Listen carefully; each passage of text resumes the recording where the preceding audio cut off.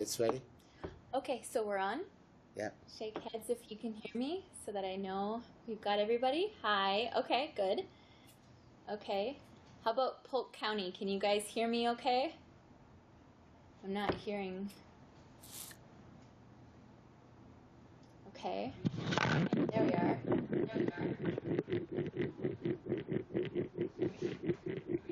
And so we've got, all right. I'm just waiting for people to get seated. I'm seeing all of you at once. There's 4 counties displayed. Okay. Well, this is Introduction to FASD, and we're doing this over sort of a television, which is interesting and new for me because oftentimes when I do this presentation, I do it live and in person. So this will be kind of interesting. So what I want you to know is that I can see all of you from my monitor, and I understand that you can see me, but that you can't necessarily see each other, and that's okay. So what I want you to know is that I think that I can hear all of you right now, and if you want to mute your microphone, you can go ahead and do that on your end, unless, of course, there's a question or if somebody wants to say something. So I'll let you kind of handle that. But just to note that little things, sometimes these microphones are really sensitive, so they pick up noises like tapping and like pens and paper shuffling and everything. And if you say something that maybe you don't want me to hear, it'll pick that up too. So just to kind of be aware of that, and know your microphone and know whether or not it's on. So okay. So I guess we'll get started. I'm assuming that you all know where to find the facilities that you need to find, and if you do need to take a break or leave, I'm not going to call you out on it or anything. Let's just keep it comfortable as possible. Does everybody then have a copy of the handout, because we're going to need to reference it while we're doing the presentation? So if you don't have the handout with you, this would be the time for you to get it out and get it ready, because we're going to be looking at those slides from the handout rather than me jumping back and forth to a PowerPoint on the screen, because the feedback that I got is it makes people kind of seasick when we jump from one to the other and everything. So, okay. My name is Dion Ponch, and I'm just going to get my little clock out here so that I can keep track of the time for you all. How do I get this open? There we are. And this is an introduction to FASD for foster, adoptive, and kinship caregivers. Perhaps we could have a microphone on with one of the counties just to help kind of give me a little bit of feedback. Okay. Would that be okay? Yeah. Okay. It's so quiet here that it's hard for me to know that this is getting through. I am a therapist. I'm a psychotherapist. I'm an LICSW, and I'm in private practice in the Bemidji area, which is where I drove from today, from Bemidji down to St. Paul here.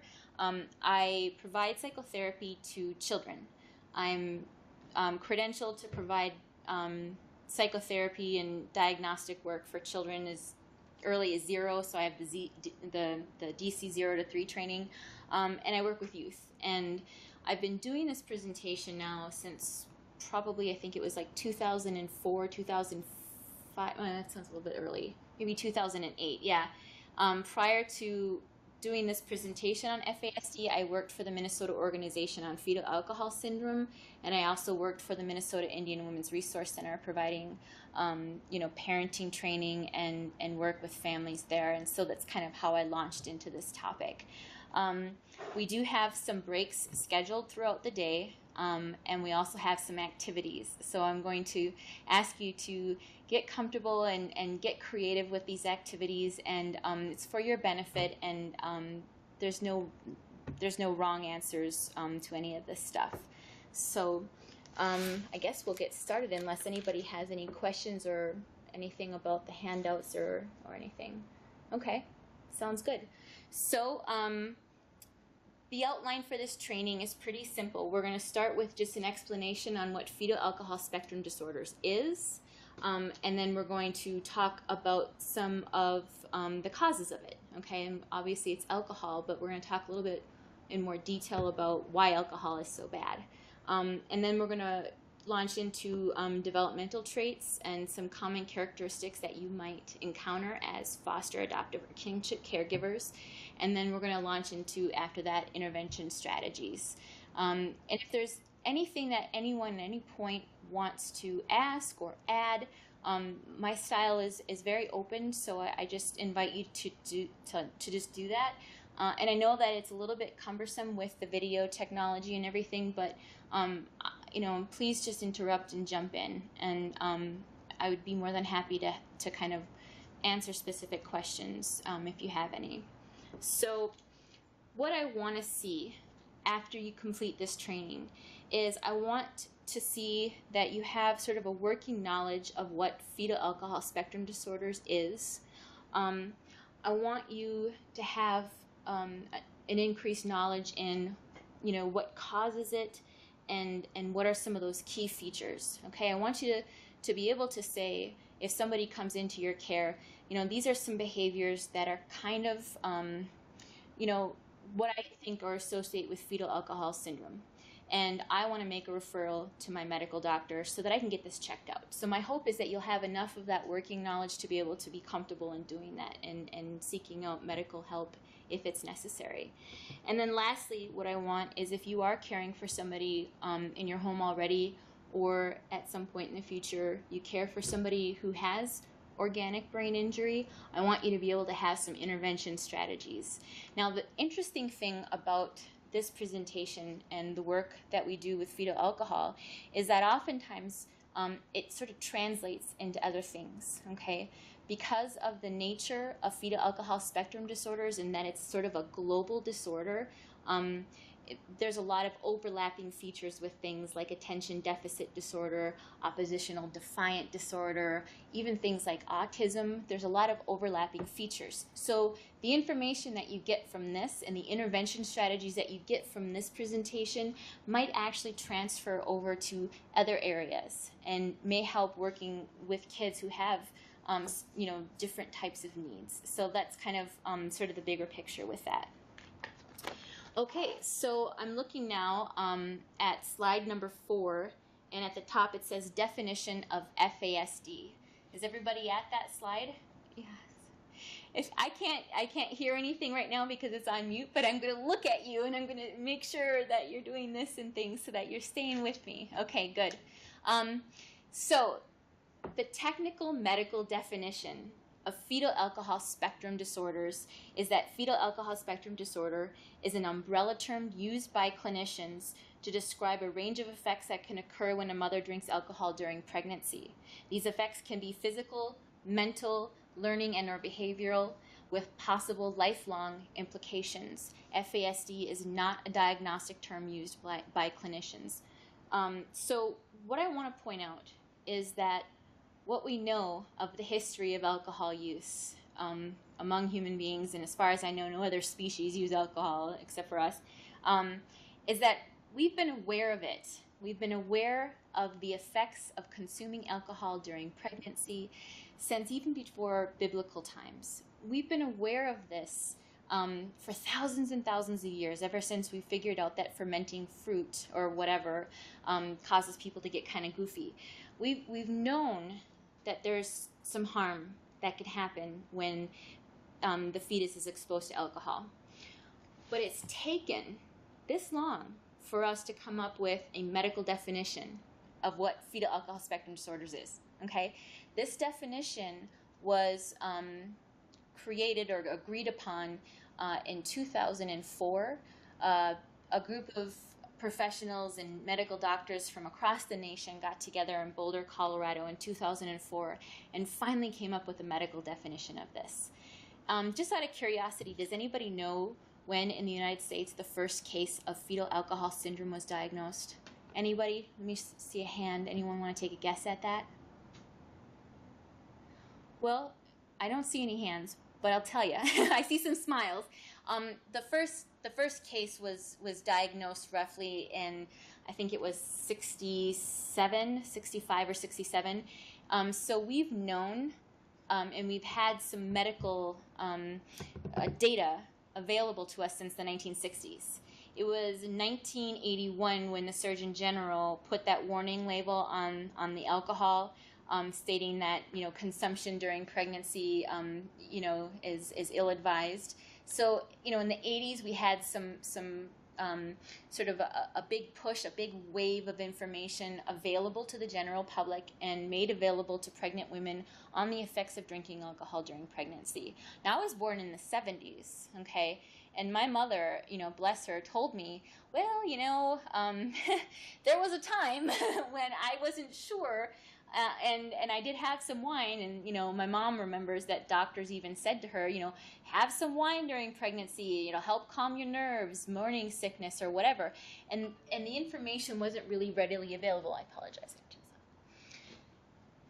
And then in the 80s, it became more available. It became more a part of our culture.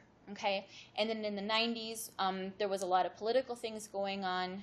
There was a big split between people who were working towards fetal rights and people who were working in sort of that pro-life camp, and so that it became a split, and some of the information started to slow down. And then in 2000, it started to kind of increase again, and we started to see a lot of the public policy information get pushed forward, finally until 2004 when we got the medical definition. So that's the history of this. If you turn then to slide 5, what I've noted is that there are physical, mental, learning, and behavioral challenges associated with fetal alcohol spectrum disorders, okay? And when one sees sort of disorders listed in all of those areas in a human being, we call that kind of a global effect. What that means is that it's not a disorder that's going to just affect, say, malformations in my digits in my hands. It's not just going to affect that. What it's going to affect is the whole person and the whole body. And as that whole person grows and develops, even in utero, even as a fetus, they're learning things. Their cells are traveling and growing and splitting and doing things that they need to do in order to develop new cells and more skills and build upon it. And when you are exposed then to alcohol, it impedes that natural sort of development, that natural sort of splitting of the cells, and they don't go where they're supposed to go. They don't go on the path that they were intended to go to travel. And then if they don't get there, well, then we, if that happens to us, we don't have the ability to develop that skill, which develops another skill, which develops another skill, and kind of continues, okay, throughout our entire development. So if we're not aware of this, if we're not aware of the cells and the learning and the development that gets impeded, then we're on a completely different trajectory at that point. And without intervention, we're going to have a really difficult time learning. We're going to have a difficult time in our social environment. Physically, we're going to have a difficult time maybe getting from one point to the other. Okay, our motor planning skills might be impacted. So fetal alcohol spectrum disorders is sort of a global disorder, okay? Anyone in the room a medical doctor or have a medical background? I love when I have my nurses and people know, okay? So just a show of hands, anyone right now currently raising a child who is either impacted or who you believe may be impacted and might not have a diagnosis yet? A show of hands? Okay, we've got a couple people. Good. Okay, thank you for volunteering. A very shy show of hands, that is. Okay, so I want you to take note while I go through the presentation on some of the different features, because what I do with this is I sort of talk about them in a global sense, but I want you to kind of take note of is this a physical, is this a mental, and if you have any questions specifically on that, just raise your hand or just shout it out there so that I can help kind of identify that. But I don't necessarily separate everything out because I see it as a global thing, because what we know is that the physical impacts the mental, which impacts the behavioral, which impacts the learning, okay? So they're not separate. They're sort of all together in a lot of ways. So moving on to the next slide. Alcohol, oh, is there a question? No, no question? Okay. Alcohol is bad because alcohol is a teratogen, okay? Now, a teratogen is any substance that, when consumed during pregnancy, will affect the normal growth and development of cells, okay? There are a lot of teratogens available and out there that a woman could potentially be exposed to. Lead is a teratogen, okay? And I think we all are pretty aware of how dangerous lead exposure can be to a mother who's pregnant or to even a child. I know that whenever I, go to rent an apartment or something, I have a sort of a lead disclosure form if the paint was there before 1978 or something like that. So the big scare with all of the toys that may have had lead paint in them. So we have a lot of information about the harmful effects of lead. Mercury is another teratogen, okay? And I know that there's a lot of information out there to women on consuming like fish and things during pregnancy because of the mercury content and possible effects of exposure. Now, if you look at lead and mercury and you think about how bad exposure to that might be for a developing child, what I want you to know is that alcohol is by far the worst teratogen, okay? So we all just intuitively know not to consume lead or mercury during pregnancy, right? We all can kind of feel that. We all intuitively know that.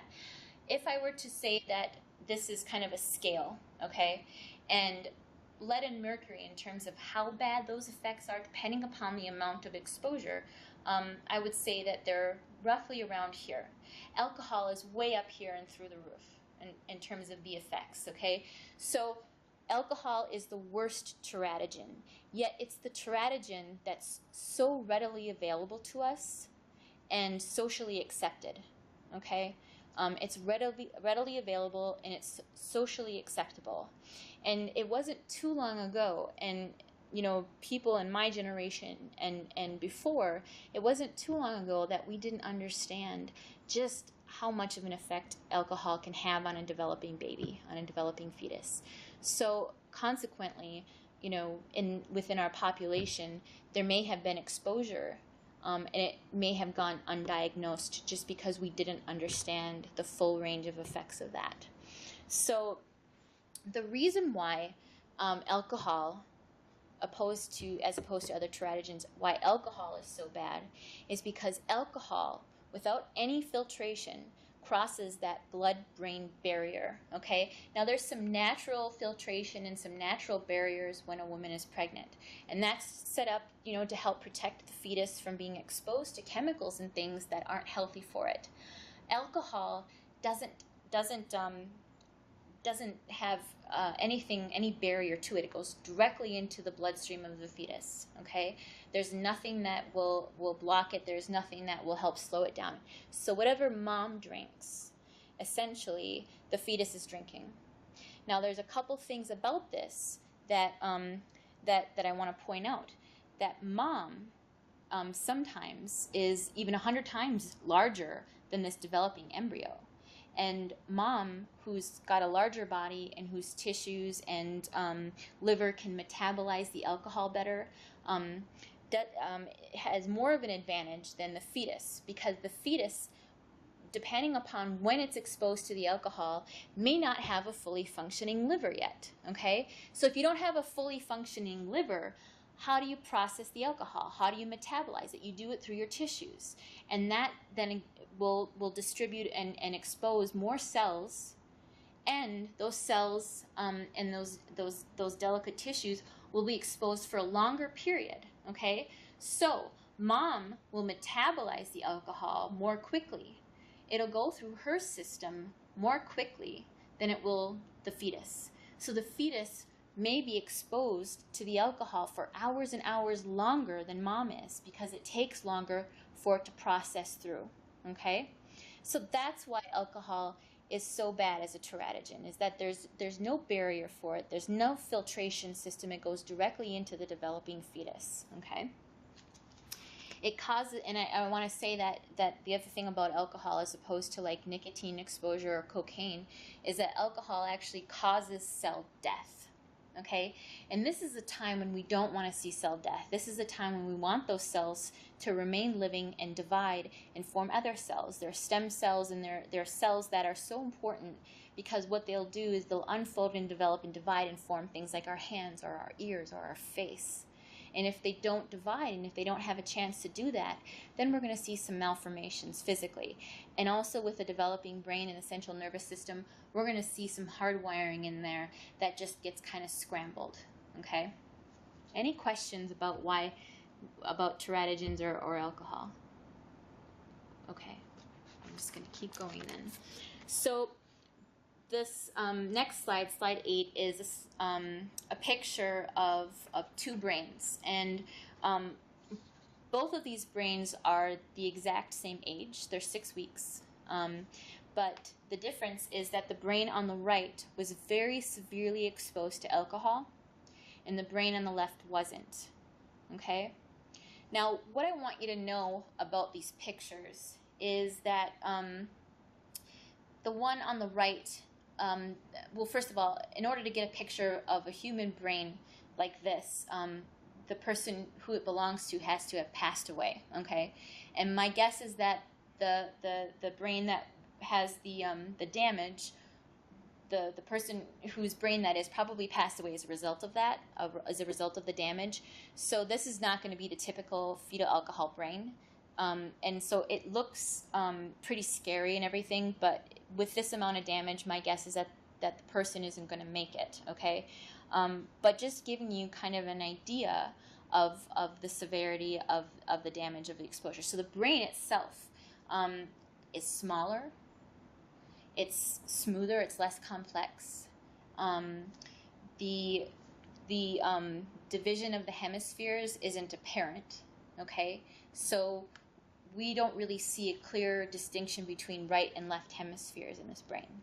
And that's important, because we have to have that distinction in order for that cross communication to work. So for me to be able to plan out how to walk through space, one side of my brain has to communicate to the other side of my brain.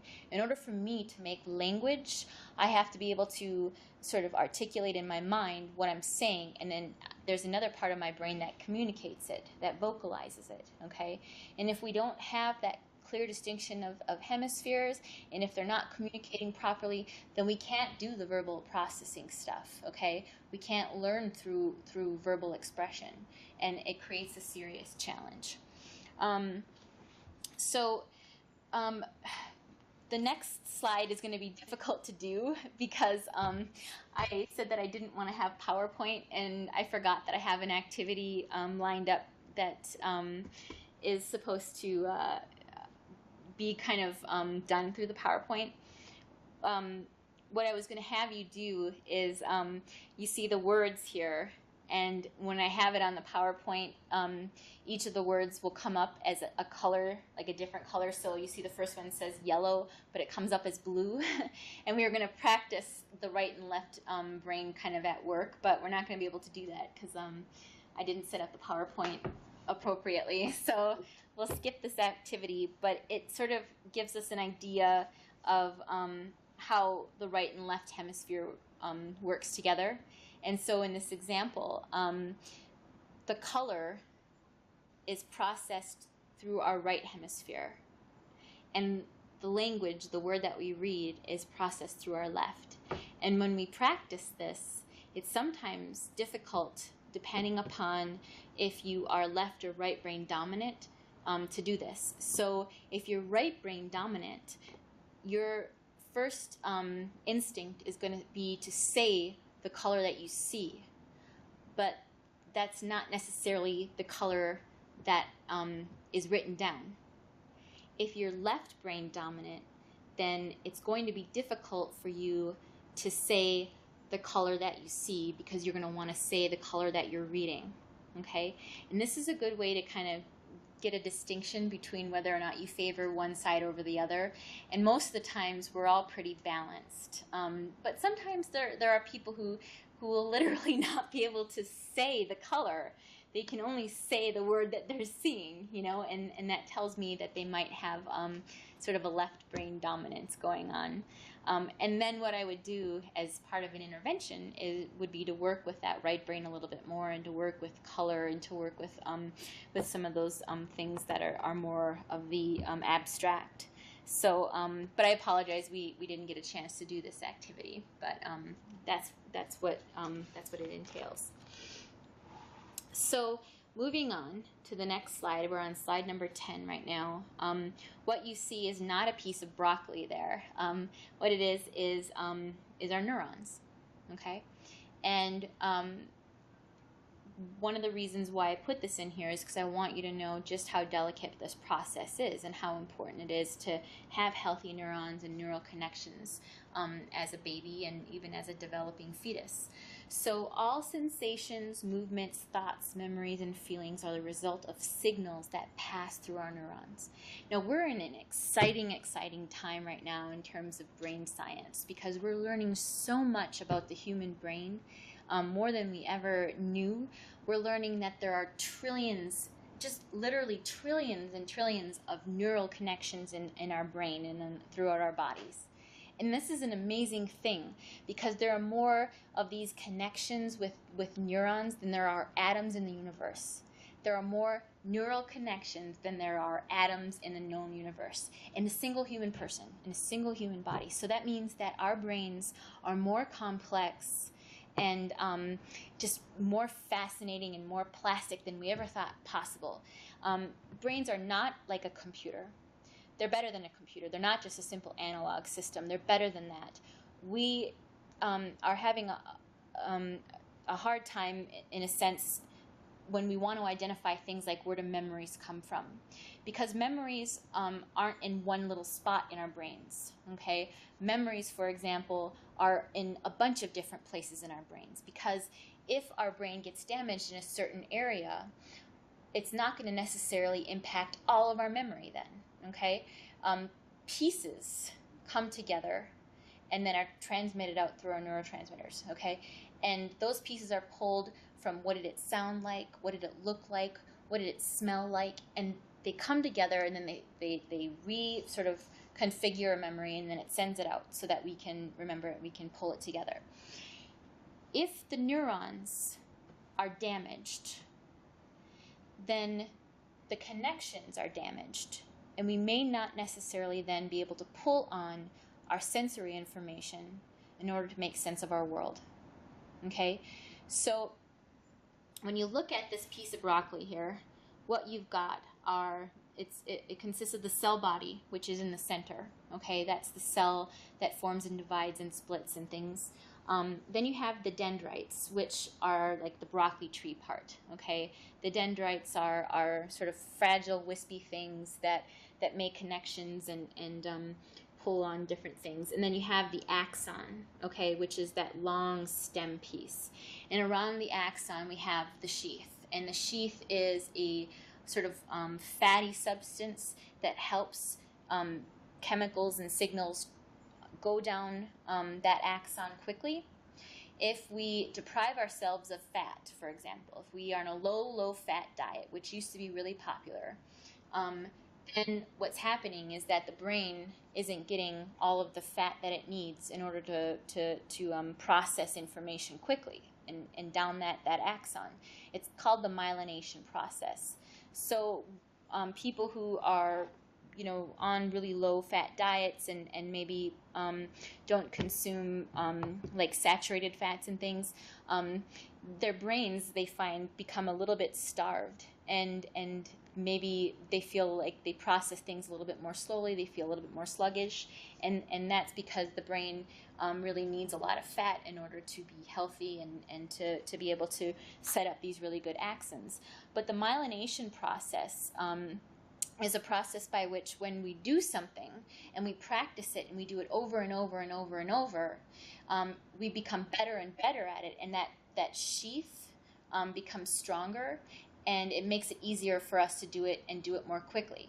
And so learning happens through repetition in a lot of ways, and we sort of are able to memorize things or do them on autopilot. So it starts out as being kind of a short-term memory thing, and then as we practice it and we do it more and more and more, then it gets stored back in our long-term memory, and we don't have to put as much effort into it because that axon is really direct and that myelination is really good and strong. Now, I'm not saying this just because I want to talk about the brain, because I do like to talk about the brain. But what you need to know is that prenatal exposure to alcohol is a brain injury. Okay? Prenatal exposure to alcohol is a lot like a brain injury. And when you have an injured brain, you don't have a lot of that stuff already set up that we all normally functioning people have. So you have to retrain that brain. You have to reintroduce it or introduce it to the first time to these sensory experiences. And you have to do it over and over in basic ways that then build upon on itself and then develop into more complex things. You have to do it over and over to get a really strong myelination process going. And that's how the habits are picked up and transferred from short-term, which oftentimes in brain injury, short-term memory is damaged. Okay? The short-term memory is damaged. So the information I'm taking in right now is going to go in one ear and out the other unless it's repeated to me, unless I'm seeing it in different ways that I can feel and experience. And then it goes from short-term back into that long-term. And that's when the learning happens. Okay? So alcohol will damage, even in an adult brain, this neural process. It'll slow it down. It'll maybe kill off some of the dendrites and things, so that the learning isn't happening. And over time, we can see people who are severe and chronic alcoholics having experienced their own sort of traumatic brain injury as a result of that. And to the developing fetus, then these neurons don't make the connections that they need to make. Okay, and so when the fetus develops and is born, the brain, the hardwiring is different, okay? And that's kind of one of the central challenges with fetal alcohol spectrum disorders.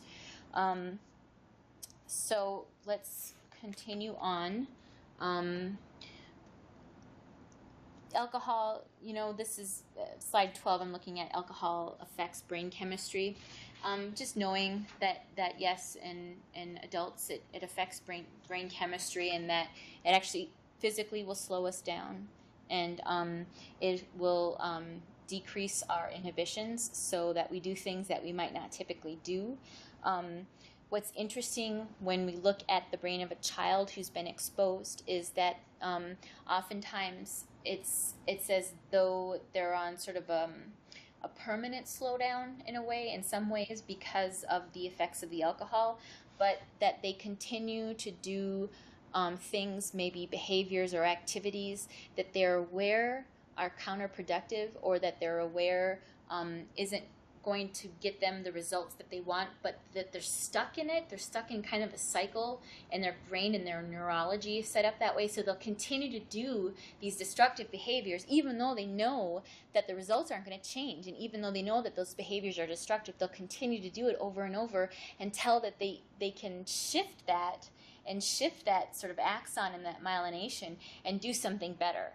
Okay, so not only are we going to have to introduce the brain to new experiences and sensations that it may not have automatically set up and wired for, but we have to take habits, we have to take behaviors and actions that are counterproductive to the individual and retrain it and shift it. It's a huge paradigm shift to do that internally for an individual, and move them into a direction that's better for them and that's healthier for them. So the brain injury itself is a complex piece to all of this.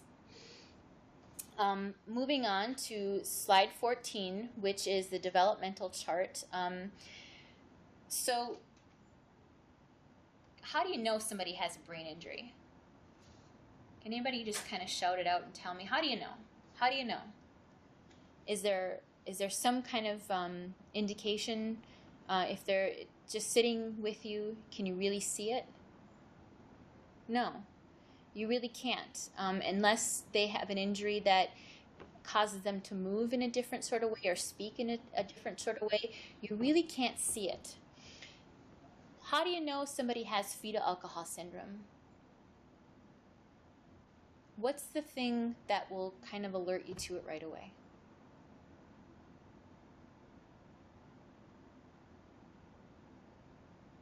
Pennington County, looks like you want to say something. You got your remote in hand. Hey. Hi. Some of the facial features we're talking about here. Yep. The ears a little lower, the wider space. Yep. Nose. Thank you. Absolutely.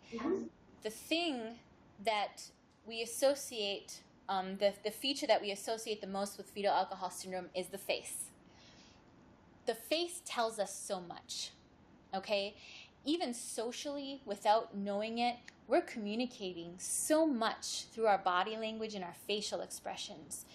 If we take that away, then it's sometimes for certain people even more difficult to follow along in a conversation because we rely so heavily on the face and on the body language.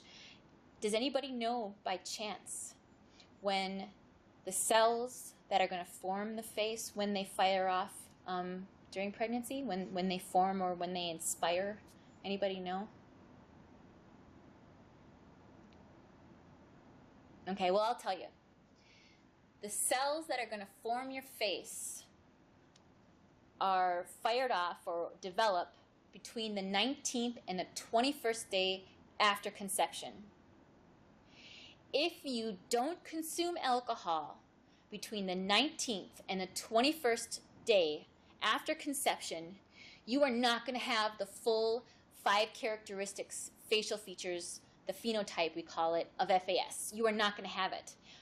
You could still have all of the other things associated with FAS. You could still have a severe brain injury. You could still have some physical challenges, learning challenges, behavioral challenges, but you're not going to have the face. If you don't have the face, then oftentimes people don't know. Okay? If I don't have the face of FAS and I walk into a room, nobody's going to be alerted to the fact that I may have a brain injury. So they're going to have the same expectations of me as they do of everybody else. And I'm talking about a classroom setting now, people. I'm talking about the kid who goes into a classroom who has a brain injury because of prenatal exposure to alcohol, and they have the same expectations for learning and behavior that everybody else has because they don't have the face to alert us, okay? So we rely really heavily on that face to tell us whether or not a person has fetal alcohol syndrome. But there's such a narrow window of time during pregnancy that those cells will develop and form that full phenotype. Now, if you are exposed to alcohol on days that are not between the 19th and the 21st, there might be some slight things going on with those facial features, but you're not going to see it to the degree of if you consume alcohol during that window, okay? And for medical doctors who are doing the diagnosis, if they don't have really clear facial phenotype, if it's sort of like, well, I don't know, there's this, kind of in between, then they're not going to get that full FAS diagnosis. They might get something else. And there are some other terms that are thrown out and that are used that we'll talk about, but they're not going to get the full FAS diagnosis. And more importantly, in a social capacity, people are not going to be alerted to it, okay? So for the first 2 weeks after conception, technically the umbilical cord isn't fully formed and things like that, so the alcohol doesn't necessarily pass directly into the developing embryo. But there is a point when the embryo sort of splits off, it's like a zygote, and it's kind of attached to mom's placental wall, and there's a blood exchange. So if mom's drinking during that time, there's a chance that it will pass to the zygote, and at that point, typically it's just a miscarriage. The alcohol doesn't create an environment conducive to the pregnancy to continue. Sometimes I get asked whether or not there's any effect from the guys. I don't know. This is a question that gets thrown out there a lot, and this might be an appropriate time to address it. So I get asked, Dion, what about sperm? And my answer to that is there's a couple things about sperm.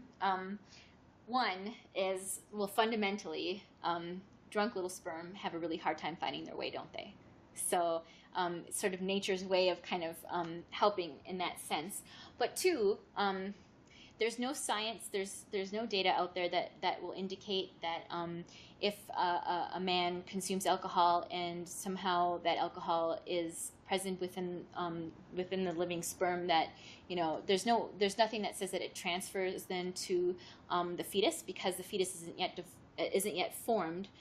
Conception, there's no DNA yet to damage, there's no cells to damage. Okay.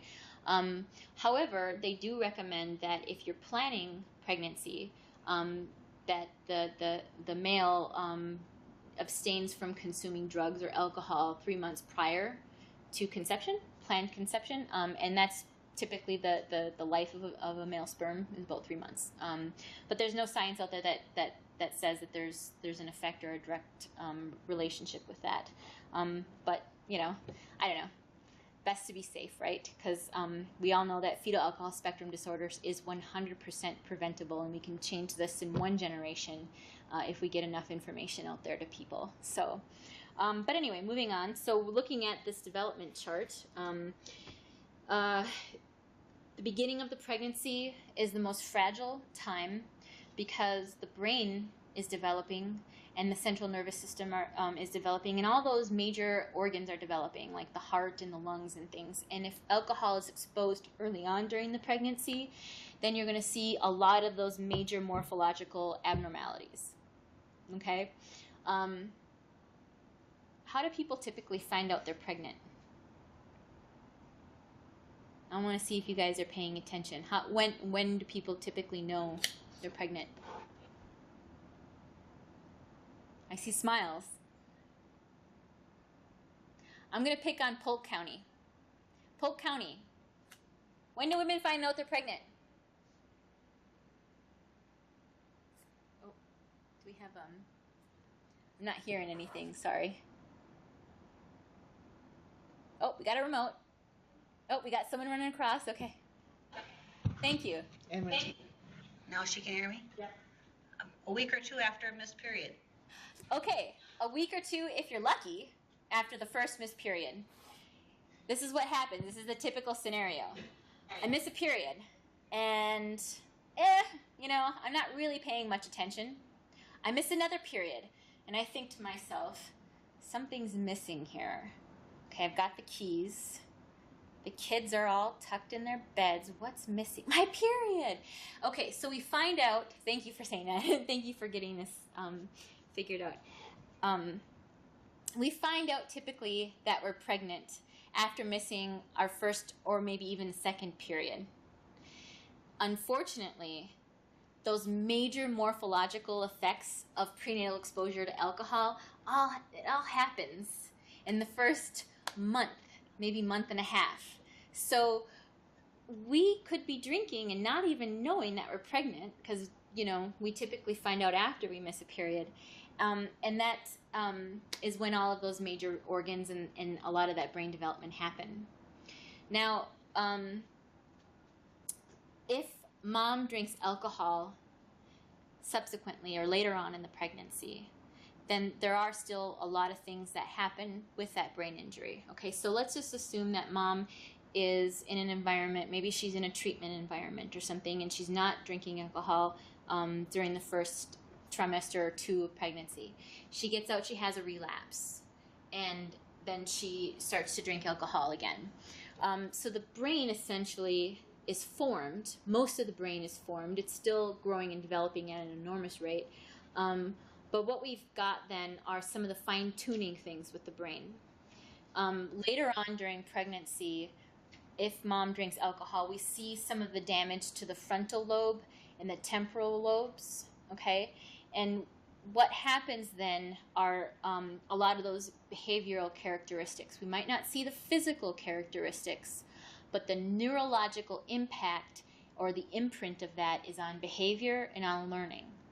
So if you remember the movie One Flew Over the Cuckoo's Nest, where Jack Nicholson's character famously got the frontal lobotomy, we damage the frontal lobe, or we used to, in psychiatric institutions, in order to change behavior.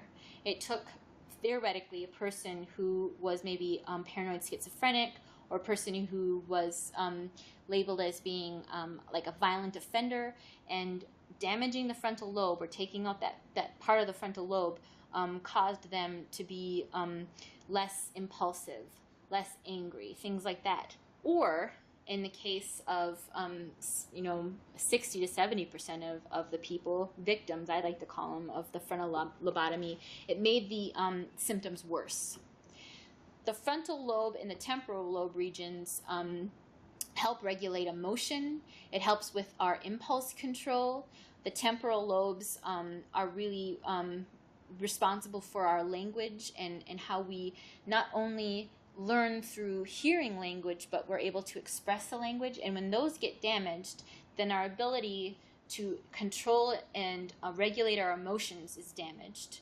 Our ability to hold back on impulses is damaged, so we go right into an action without really allowing ourselves the space or the time to really think it through. And then our ability to communicate or express our thoughts and feelings is damaged, as well as our ability to reciprocate or hear what individuals are saying. It might also impact our social understanding. So we would hear something, and perhaps if we have this brain injury, we're not going to pick up on the social cues of the conversation or the abstract meanings of the words that we're using. For example, saying to a young kid with a brain injury, go pick up your room. Well, if you say that to them, they might think you're literally asking them to pick up their room, which is a completely impossible task, okay? They might get frustrated. I hear stories also of parents or caregivers who will say, I learned my lesson on this one. I told little Johnny to go into his closet and get his red shirt. And she or he forgot to mention which red shirt. So little Johnny would go in there and there would be like 4 or 5 red shirts and would be stuck there for literally like an hour trying to decide which one did my mom mean, okay? So there's a lot with our language that, we just kind of take for granted on a daily basis because there's so much, context in there that's abstract. That we can identify, but that someone with a brain injury might not be able to identify. So what I'll say, and what I'd like to recap on, is that alcohol crosses that placenta, okay? That there's no filter for the fetus, and that the fetus might not have a fully functioning liver, so they wouldn't metabolize the alcohol the same way that mom would, okay? Going on to slide 16, alcohol is the #1 drug of choice among our nation's youth, yet the seriousness of this issue does not register with the general public or policymakers, okay? We all know that alcohol is bad, but data and statistics would point out that specifically in the Midwest, we know it's bad, but it's really such a part of our culture, okay? What I'll say is it's not necessarily that it's bad, but that it's bad for a woman who's pregnant, okay? And it's bad news for a woman who is of childbearing age, who may not have be on any type of birth control or something, because like we said earlier, someone may be pregnant and not know they're pregnant, and then consume alcohol and then not find out that they're pregnant until after a lot of this major morphological damage has been done. Slide 17 then is sort of an image of our United States. And if you can see here, what I've got is, this was taken from the Center for Disease Control. They did a 1-month survey, a 30-day survey across the country, and surveyed alcohol use among women who are of childbearing age, which is 18 to 44, and asked whether or not they binged on alcohol. Binges, I think, within like an hour, between 4 and 6 drinks or something like that. And the reason why the CDC, the Center for Disease Control, asked about binge drinking is because binge drinking, if a woman is pregnant, is can result in some very, very serious brain consequences. So they wanted to get kind of a national survey on this. So the states on the map that are the dark states are the states that have the highest rate. Okay, and Minnesota and Wisconsin kind of go back and forth for number one in that. And we're looking at a quarter of the population, a quarter of women who are of childbearing age in Minnesota have admitted to consuming alcohol, binge drinking, within the last 30 days. Okay? Now, depending upon when you do this survey, whether or not the Vikings are playing or something like that, it's going to be different. Okay?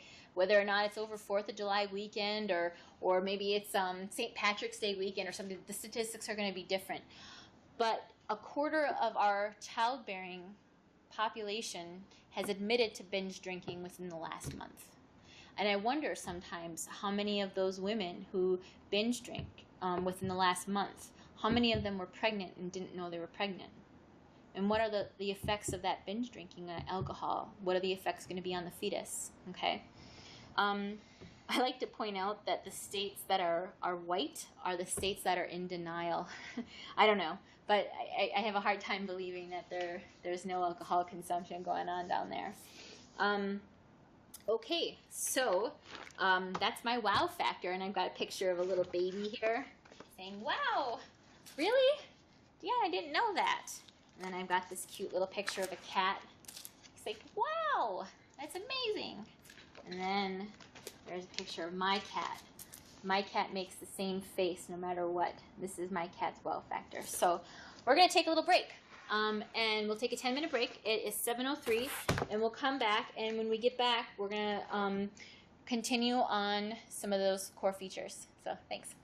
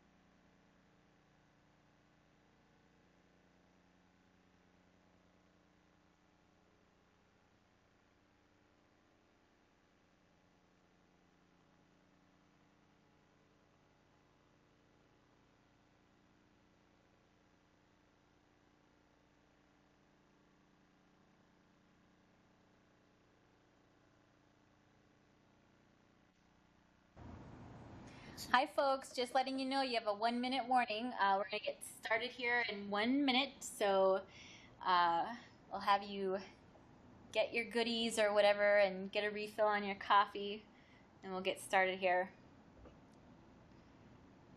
And when we do get started, I think I'll have, I'd like to take some time. I'm not sure where all of your counties are actually located. So if you could maybe tell me in relationship to Bemidji, Minnesota, where you're located, that would be really great for me so that I can get kind of a frame of reference, because I'm from Bemidji. So.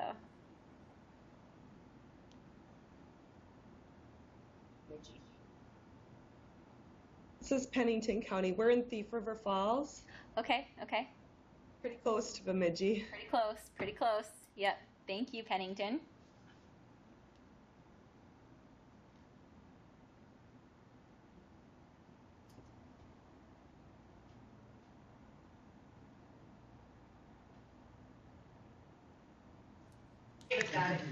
We're in Kirkston. Who's in? Okay, who's in that is Kirkston? exactly, that's about, Polk County. Polk County. yeah, you know where that's at. Yes. Okay. In fact, when I was last there for the training, I went to what is it now? They had a pizza place right in town that I stopped at. That was really good. So The happy place. Happy Joe's. I think that's what it was. Yeah, there was this really great pizza place in town. So okay.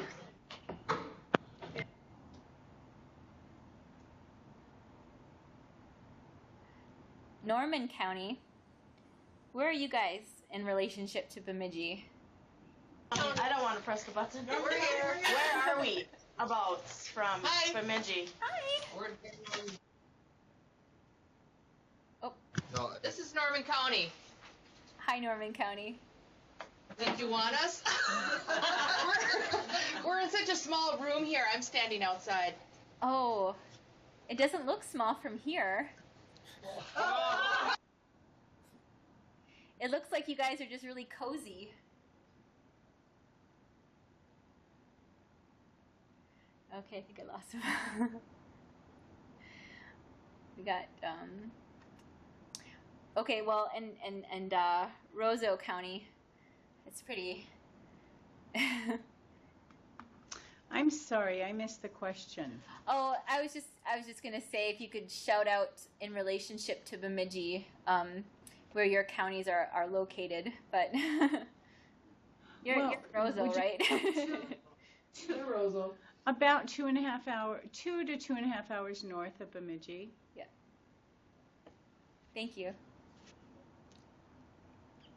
So I hear from Norman County that they have the most space of all of the counties today, and it looks as though you're sitting on each other's laps almost in there. Okay, I'm sorry. We've got plenty of space here if you'd like to come down next time. So we're gonna get started again.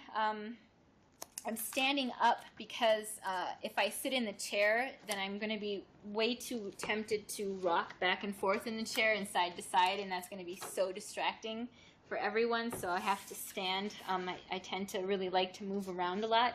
So we've got about another hour and a half left of the presentation, and just to get us back kind of into the speed of things, we're going to continue to talk a little bit about some of those core features of FAS, or fetal alcohol spectrum disorders, but I'm going to talk specifically about just, FAS. And then we are going to do a group activity, and each of the counties will be assigned a case vignette, and we're going to talk a little bit about relating this to people, to actual people.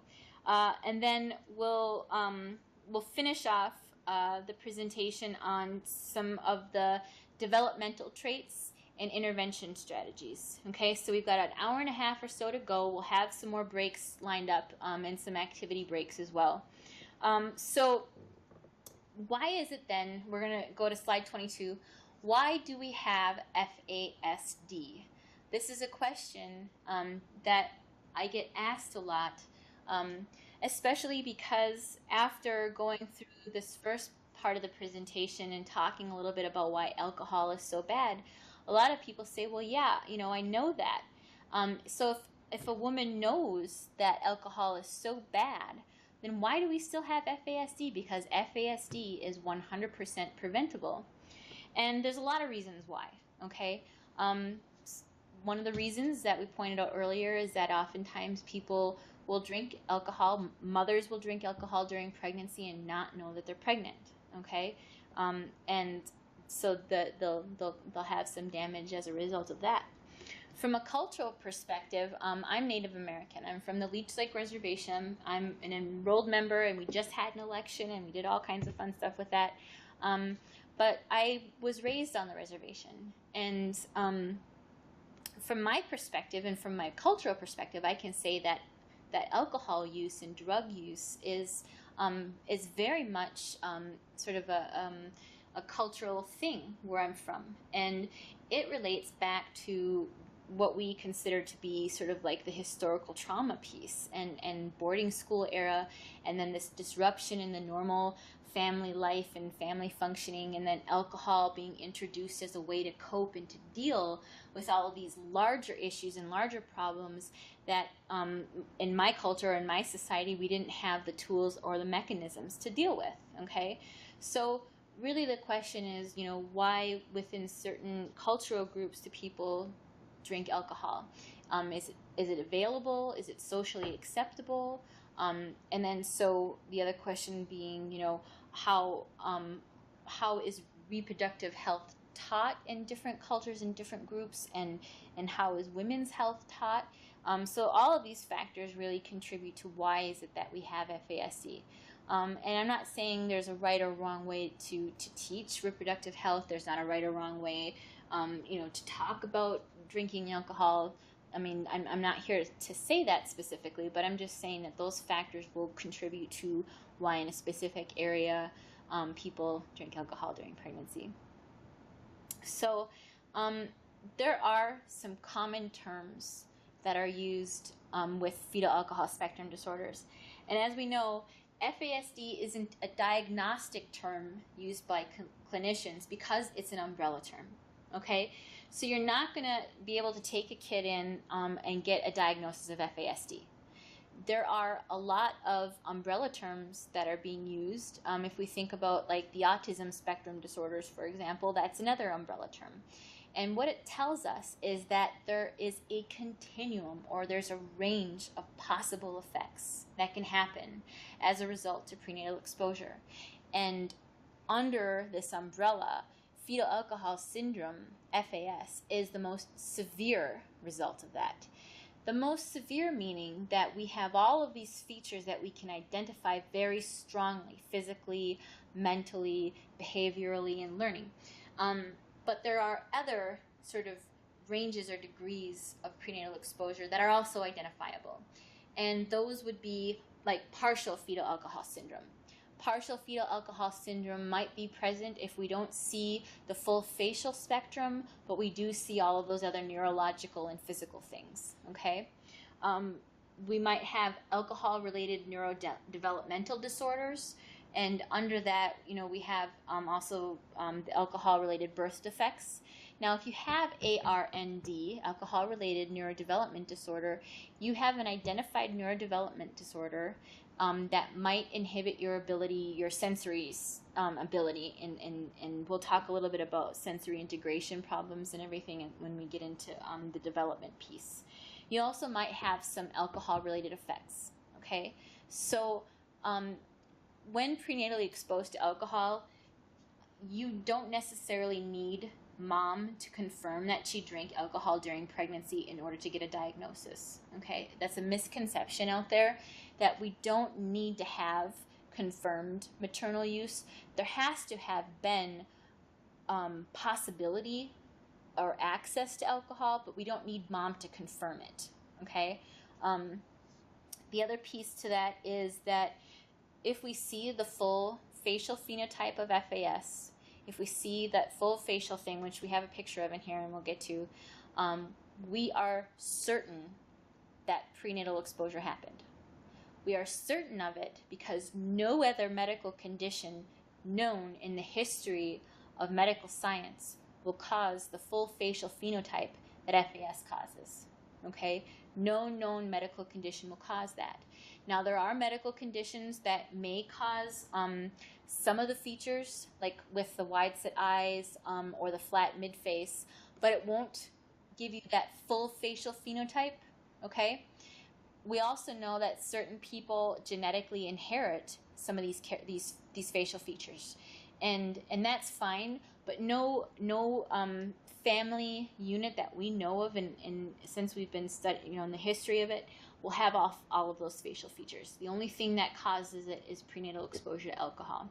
And we also know that it's not only a facial phenotype that is observable in human species, but it's across species, okay? So if we expose a rat embryo, or if we expose like a chick embryo to alcohol, they will have facial phenotypes that, depending upon what their structures are not dissimilar to the facial phenotypes that we see in humans, okay? So we rely really heavily on the face of FAS to give us that FAS diagnosis because no other condition will cause it. So, okay. The diagnostic process is a grueling process. If you've ever gone through it, you'll know this, that it takes between 6 and 8 hours to go through all of the tests in order to determine whether or not a child has fetal alcohol spectrum disorders. And it's not only determining that, but it's determining how severe is the impact. Where are some of these functional and adaptive deficits with the child? The reason why it takes so long is because there's usually a panel of experts or a panel of clinicians who each test in different areas. Okay, so you'll have a medical doctor who's going to make the final diagnosis, okay, because it can only be diagnosed by a medical doctor. But you're also going to have a team or a group of people who inform the medical doctor on some of those different areas, okay? To get the diagnosis, in Minnesota we use a combined method. It's called the combined method. It's the Minnesota approach. But you have a list of the criteria, which is on slide 25, which would be the growth deficiency, the central nervous functional abnormality, prenatal exposure, whether it's confirmed or not, and then if all of those things are present, then you might have enough information to do a proper diagnosis. Turning to slide 26, you'll see the full facial phenotype of FAS. That would include a small head circumference, okay? So what that means is that less cells survived, so that the brain is physically smaller. It's called microcephaly. So there'll be a smaller head circumference. Epicanthal folds, which are the folds that are right in the inside of the eye here, okay? You might also have smaller eye openings, okay? You'll have a low nasal bridge, a short and upturned nose, a flat mid-face right here, a smooth philtrum. You would have the thin upper lip, and then an underdeveloped jaw, okay? Now, what's interesting about the facial phenotype of FAS, and what's interesting about those major morphological abnormalities, is if you recall back when we were looking at that development chart, a lot of the cells that we physically see as being damaged are formed around the same time. So if we see damage in the face, we're going to know, it's going to alert us that behind the face is that brain, and the brain also sustained damage, okay, because those cells are unfolding and developing around the same time. The other interesting feature of prenatal exposure is that it is a midline condition, meaning that the cells that are in the midline are the cells in the tissue where the alcohol has caused a severe amount of the damage that we see in the major morphological system. The midline consists of our nasal bridge, our eyes, our philtrum, our lip, our heart, things like that are the things that get the severe damage. So it is a midline disorder. When you have a midline disorder, oftentimes it becomes difficult as the brain develops to cross over that midline. So with these kids, what we see is that if we have them eat, and you got a spoon on this side and a fork on this side, and you've got potatoes here and you've got your corn or something here, they'll pick up the spoon to eat the potatoes. We would just take the spoon and use it to pick up the corn. They wouldn't do that. They'd put the spoon down, and then with their other side, they'd pick up the fork to use for the corn, okay? They wouldn't use the spoon because they have a really hard time crossing that midline in a physical way even. One of the tests that they do for the diagnostic process is hopscotch, because in order to play hopscotch, you have to be able to negotiate going back and forth, and there again, you're crossing your midline. And kids who have a hard time crossing the midline because of brain injury will have a hard time playing hopscotch, okay? So all of this really translates into a lot of life areas. If you have a really hard time crossing your midline, you might have a hard time with reaching over to open a door. You might have a hard time, playing different sports. I mean, there's a lot of implications for it, okay? And what we know about development is that it operates much like, building blocks. And you have to learn basic things, and that builds on to more complex skills.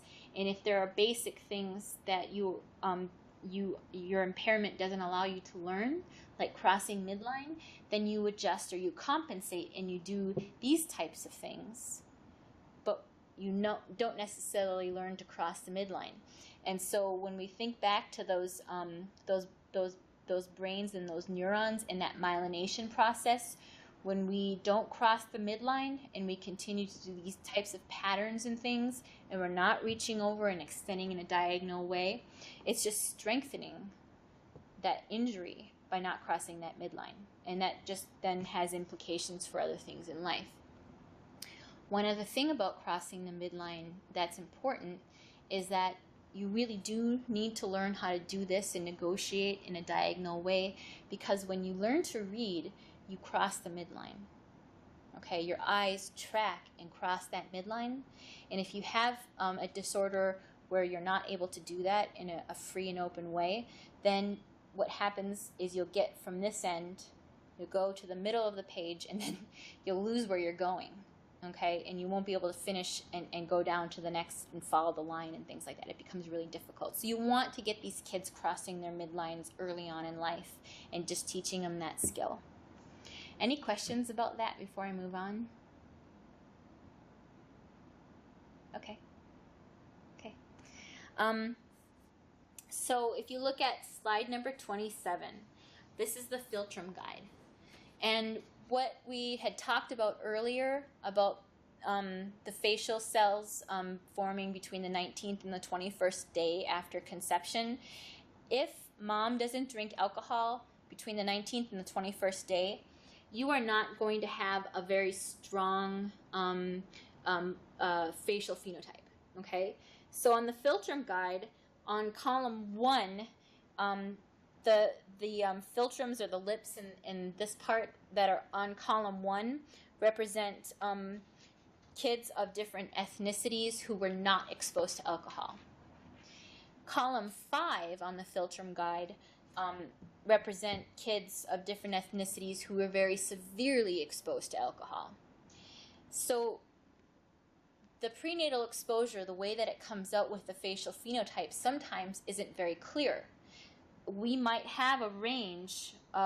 Maybe we have a kid who looks more like a 3 than a 5, okay? And if they don't have between a 4 and 5 in their severity of the feature being present in a very, very clear way, they don't have about a 4 or 5, they might not get that diagnosis of FAS, even though we know mom maybe drank alcohol. If it doesn't show up as clearly, then they might not get that diagnosis. And that's happened a lot. I've seen that happen a lot with families who go in with the expectation that, well, we know mom drank alcohol, we have it documented, and I'm darn sure that we're going to get the FAS diagnosis, and they come out and they get maybe fetal alcohol static encephalopathy instead, and they're a little bit upset by it, because in order to qualify for a lot of the services like the caddy waiver and stuff, you need to really have the full diagnosis. And so it actually it's proper because the medical doctor is just doing their job in terms of seeing, really clearly where they fall in the spectrum. But, kids without the face still have a lot of the same behaviors and learning challenges. And so, it's a challenge that's set up in our society right now. And it's, a lot those kids who don't have the face often don't get as many of the services or are expected to do things that they can't necessarily do. So there is a range with the diagnostic piece, and the Philtrum guide is just an example. There's also a guide with the eyes, so you'll have a range between 1, which is 0 exposure, up to 5, which is very severely exposed, and so on and so forth with all of those characteristics. So, okay. So the diagnostic criteria then for fetal alcohol syndrome, which is the full diagnosis for the full spectrum, it means that that's the most severe diagnosis. It's that confirmed use or prenatal exposure alone won't give you the diagnosis of FAS, but that what you need to have is 3 of the 5 facial phenotypes. You need to have documented growth deficiency sometime between ages 0 and 5. You have to be less than the 10th percentile. You also have to have some neurological challenges, which they'll test for, and then you'll also have some of the learning or cognitive deficits in order to get the FAS diagnosis. Looking at variance and outcome, if you have, for example, twins, if you have identical twins forming in the womb, if mom drinks alcohol, you may see, and this has been documented, that the twins are not going to come out, even though they're identical, they won't come out with the same features. It really depends upon the positioning, and there's a lot of factors that will influence, like the fluid dynamics within the womb. So you might have identical twins, one coming out with maybe partial fetal alcohol syndrome and the other coming out with full fetal alcohol syndrome. And that's not an uncommon thing to see happen.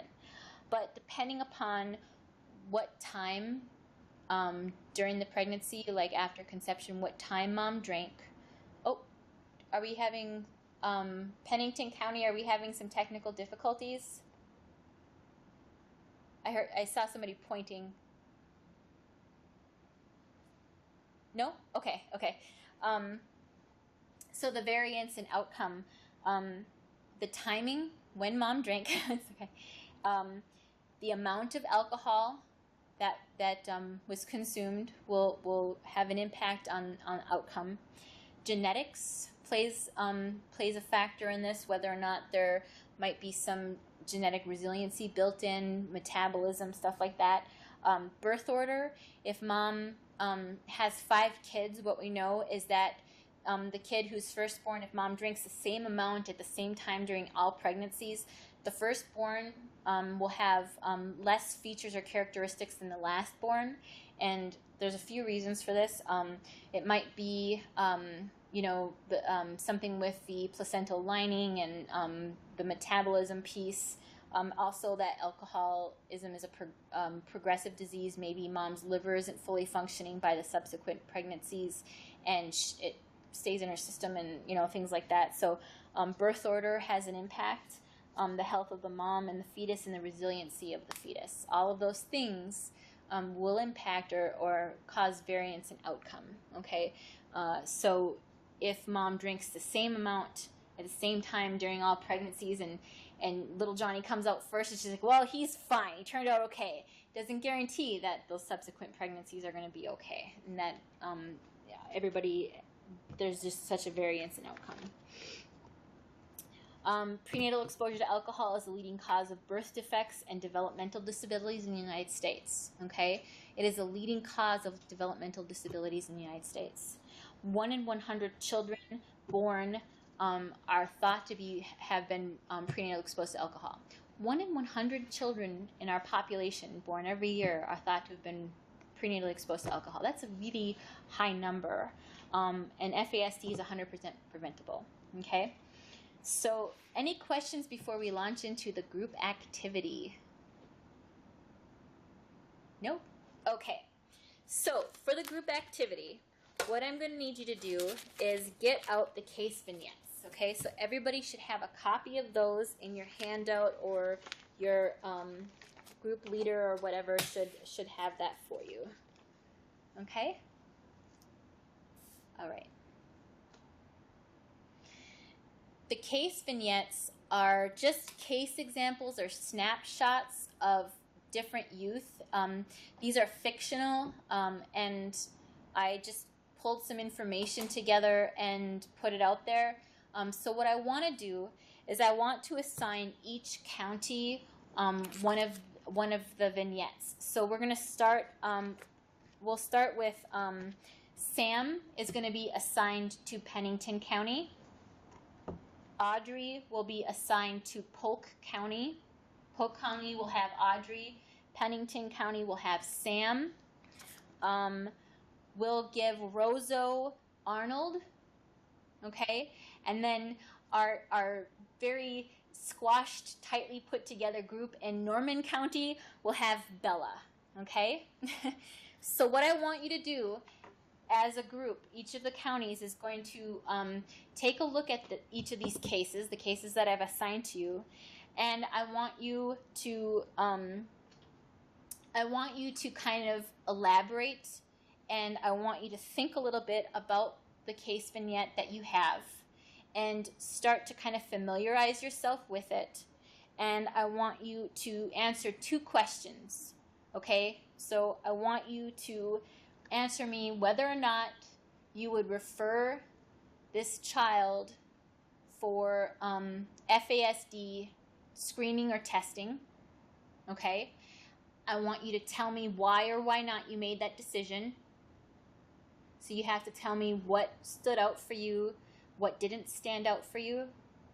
And then I want you to just talk a little bit about some imagined strengths. So I want you to sort of make up or just as a group kind of talk about, imagine what strengths this child might have to offer. It's not going to come out of the words that I gave you, but I want you to just imagine strengths on your own, okay? So you have to answer the question whether or not you would refer them for FASD testing. Why or why not did you come to that conclusion? And then I want you to make up some strengths and write it down for this child, because we're going to use this now for some other things later on in the presentation. Okay, so you have to come up with strengths, and then you have to answer the question whether or not they'd be referred. It is on my clock 7:40. I'm going to give you guys maybe like 8 minutes or so to come up with this. Okay, and go. So.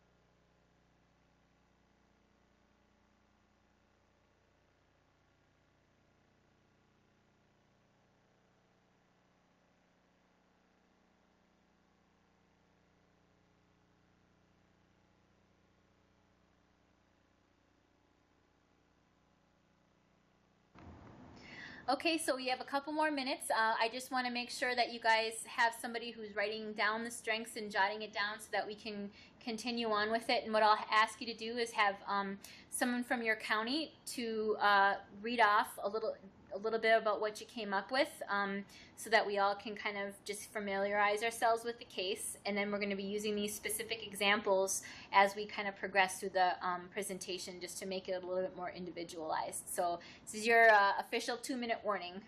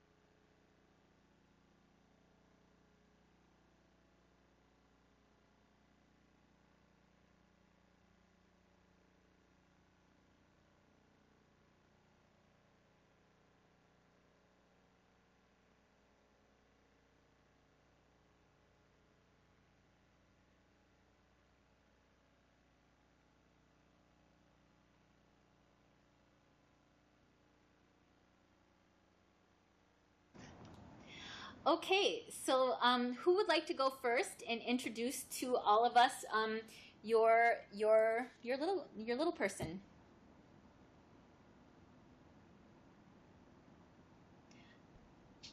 We'll go first. This is Pennington. Yes. Okay. So tell We us had about your s- person. We had Sam. Sam is an 18-month-old who has a recent diagnosis of FAS. He's been with the same caregiver since birth. The mother was deceased and admitted to drinking alcohol throughout the pregnancy. And he's recently been let go from a daycare environment due to some aggressive behaviors towards other children. And the one that's mentioned in there is that he frequently bites other children. And we have quite a few daycare providers in our room with us, so this was an interesting one for us to talk how about. interesting. But for the first question, would you refer Sam for FAS screening or testing? And in this situation, it sounds like he's already been formally diagnosed, so we wouldn't reinvent that by referring him. You already know what you're dealing with. And then some of the strengths that we've identified were early identification at 18 months is a strength, so that you know what you're dealing with and can move forward in planning. Another strength is a consistent caregiver, had the same caregiver since birth.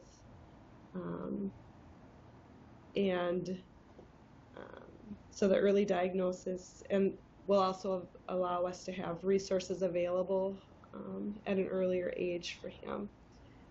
And then there was just some talk about, if it's the biting that's being displayed right now, that's a fairly common thing in the daycares homes that are represented here. So they thought maybe, finding a better home that could provide more structure and redirection for Sam would be a better fit. So Okay. does anybody have anything else they want to add? So I think that kind of wraps it up for us. Okay. Well, thank you. Thank you very much, and we'll take note. And that's very interesting that there are so many daycare providers there tonight too. And so I'll really like to hear some feedback and everything on Sam as the night goes on. So thanks. Okay, who would like to go next? I'm gonna pick on somebody. Polk County. Okay. Okay, we had Audrey. She is a 6-year-old girl who recently was sent to the principal's office. She has been removed from her mother's home at age 2 due to neglect. She has some anger issues in school. She has short stature, facial features associated with FAS. So we said that we would definitely send her for diagnosis.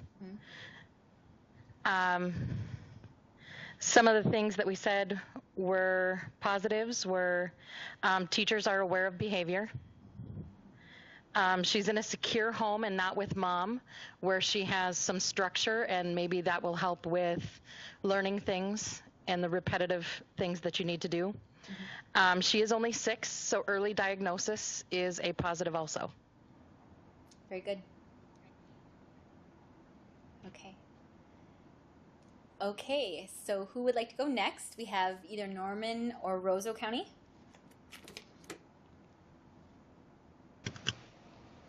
This is Norman County.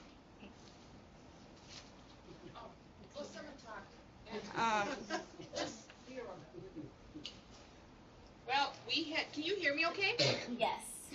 We had Bella, who is a 12-year-old girl, and she's been staying with the family on weekends for the past 6 months. She's short for her age, often is bullied with her peer pressure in school, and she recently told somebody that she has a boyfriend whom she loves and wants to marry. She's also written his name, Josh, written on her forearm and hands. And she's not expressed any being sexually active, but there's concerns for that.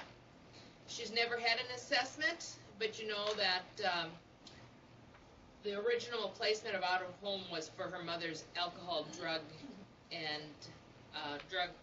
drug abuse. We're mostly all child care providers here, and no one thought there was really a reason for an evaluation. What was the reason? She was able to cross the center line and write on her other hand. Yeah, we were more concerned about the environmental, what she's been exposed to by just verbal and physical, Okay. more so than alcohol and stuff. Okay. And did you identify some strengths? What were the strengths? She's optimistic. She's looking to the future for happiness. Right. Yeah. She's gonna marry and be in love. Yeah. Being in love and being married, you know. And she's sharing her feelings still. Yep. Yep, she's opening up and talking Yeah. to Visiting. somebody, so. Good. I guess that's it. Okay. Thank you. And Roseau County, what did you come up with? We talked about Arnold, the 3-year-old boy who was found on the highway walking unsupervised at 11 o'clock at night. He ended up in foster care, of course. Due to his age, for one thing, we didn't feel like that we would be looking at a diagnosis right away or asking for an assessment. There hasn't been a lot of structure in his life. He doesn't have any of the facial features, so we would not have done that. Okay. And go ahead. No, I'm sorry. I was just going to say he does have a couple of strengths. It states in here that he's agreeable most of the time, and we thought he was quite brave to be out kind of independently roaming the streets at 11 o'clock at night and not being afraid to do that. And sometimes, you know, that courage can be a strength and also a limitation in someone so young. We did say that too, right. Okay, well, thank you so much. So this was kind of set up to be a little bit tricky. Actually, all of these kids would meet criteria for further assessment. So, you know, depending upon, you know, whether or not that the environment, you know, can support that, you know, but all of the kids potentially could have been referred for further assessment. The you know, assessment, you know, in regards to Arnold, there are a lot of medical doctors who maybe wouldn't want to do an early diagnosis, meaning like under the age of 3, because they would want to say, well, let's just kind of see how things develop and progress. You can get a diagnosis at age 0 of FAS, but a lot of times medical doctors just kind of want to see how the child progresses, see how some of those features may change as they age. But an early diagnosis is a prevention strategy, and the research suggests that if everybody can be on the same page, even that there might be some developmental delay or some issues, that things can be set up and put in place to help nurture a really supportive environment. Also, an adult can get a diagnosis, even if an adult maybe never got a diagnosis, but all of the criteria are present, and they do have a fetal alcohol spectrum disorder, they can receive a diagnosis. I know that Dr. Ching has retired, and he works for the University of Minnesota, and used to do the diagnosis for adults. I don't know who does it these days. I think there might be more resources maybe in the Twin Cities area than there are in the rural communities for adults, but an adult can get a diagnosis as well. So let's just kind of hold on to these case vignettes as we kind of progress through, and thinking about the strengths and thinking about sort of the scenario that we're working with.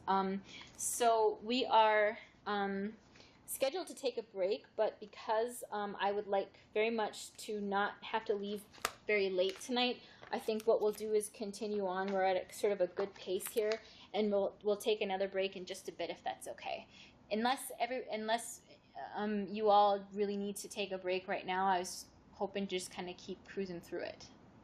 We're good? Okay. So slide 33, it says passive avoidance at the top of the slide. This is an example, again, on brain injury and how it affects learning. So what we have is an example. Research has been done on rat embryos. Rat embryos get exposed prenatally to alcohol, and they do sort of different intelligence tests and things to see how quickly rats respond and how quickly they adapt to their environment. In this experiment, they dropped a rat, just a normal rat who was unexposed, into what's called a light box, and it's a passive avoidance experiment. One side of the box is lit up, okay, and the other side of the box is dark. And the box, it's separated by a trapdoor. So in order for the rat to go into the darker area of the box, they have to go through this trap door. Now, rats are nocturnal creatures, so they naturally gravitate towards the darkened area, and the light actually hurts the rat's eyes and things like that. So when the rat tries to go through that little trap door, it receives an electric shock. Okay. Now, the rat that is normally functioning will do this and will go to the trapdoor, get the shock, and go back, and will not attempt that again. It'll tolerate the sensory problems with the light because that feels less painful than the shock felt, okay? The rat that was prenatally exposed to alcohol has a different scenario with this. The rat that's prenatally exposed will go into the trapdoor, get the shock, go back. Will go again, again, again, and again, sometimes up to 8 times, in order to learn that it shouldn't go through there again, that the situation is not going to change, okay? Depending upon the severity, some rats learned after 4 times, some took 8 times, some took 10, okay? And this is a really simple experiment, but it demonstrates to us that the learning process with brain injury might take 6 to 8 times longer than it would with someone who didn't have a brain injury. And we're in an environment that is set up where the learning is kind of cumulative, and it's taught like how I'm teaching right now, where I'll tell you some information and then, okay, we've got it now, we're going to move on to the next step, and not necessarily repeating it. Someone with a brain injury might not be able to follow along as quickly at this type of a pace. They might need a little bit more time, a little bit more reinforcement in order for that learning to really stick and go from short term to long term, okay? So Some of the risk factors involved with prenatal exposure are if the person has an IQ above 70, because an IQ above 70 then puts them in sort of that normal range, which most people who are prenatally exposed have an IQ of above 70, and nothing is alerted to people that there might be a brain injury, and they're at risk of not receiving intervention or treatment. Being diagnosed with a fetal alcohol-related disorder rather than FAS is a disadvantage, and we've already sort of talked about that. And having a biological parent or grandparent with FASD is also a risk factor. What we know is that obviously it's not genetically inherited, but that generational systems who in their families and in their culture consume alcohol, we see that this is sort of effects from one generation to the next. And the way that the learning happens and the parenting happens with a person who has a brain injury is different from someone who doesn't.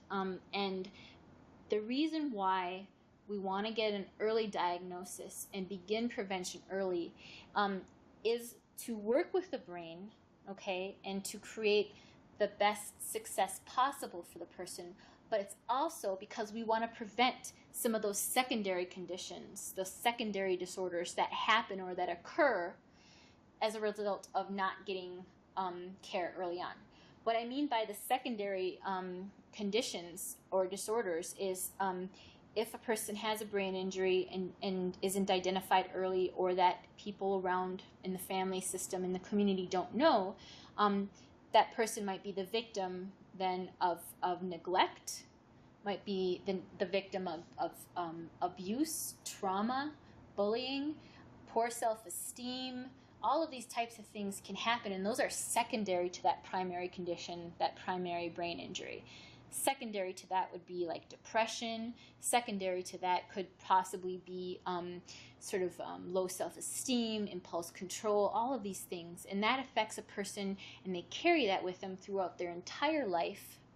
And when undiagnosed and when no intervention has happened, the population who's been prenatally exposed, they're overrepresented in our prison systems. As adults, they're overrepresented in our prison systems, and they're overrepresented as people who are homeless, or who are chronically mentally ill, or who have drug or alcohol abuse disorders, and or who have had suicide attempts. Okay, they're overrepresented there because they didn't get intervention early on, and all of these other overlapping secondary conditions impacted that brain. Okay. And they weren't able then to have the quality of life that they could have had if they early on had the support that they needed.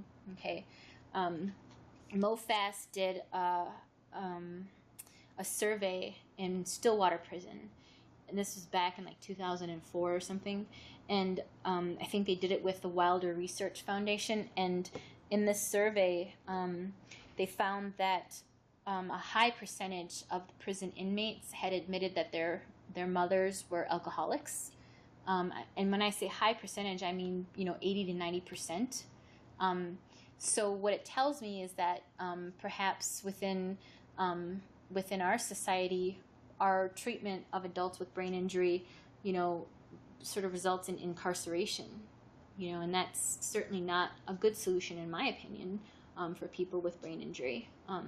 So anyway, so brain injury affects the executive functioning. The executive functioning is that executive part of our brain that tells us to do this, go there, communicate this way and that way. It gives us kind of all of that abstract stuff. It pulls all that language and all those sensory things together and makes sense of it. So it impacts that ability.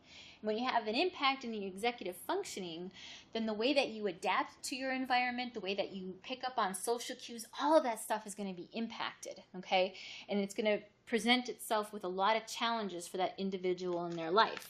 If we also look at the executive functioning with some of the sensory stuff, so if you turn to slide 36 with the sensory challenges, what you have there with that brain injury is challenges with hearing, with vision, with touch, taste, and smell. So those are our 5 senses that we talk about a lot.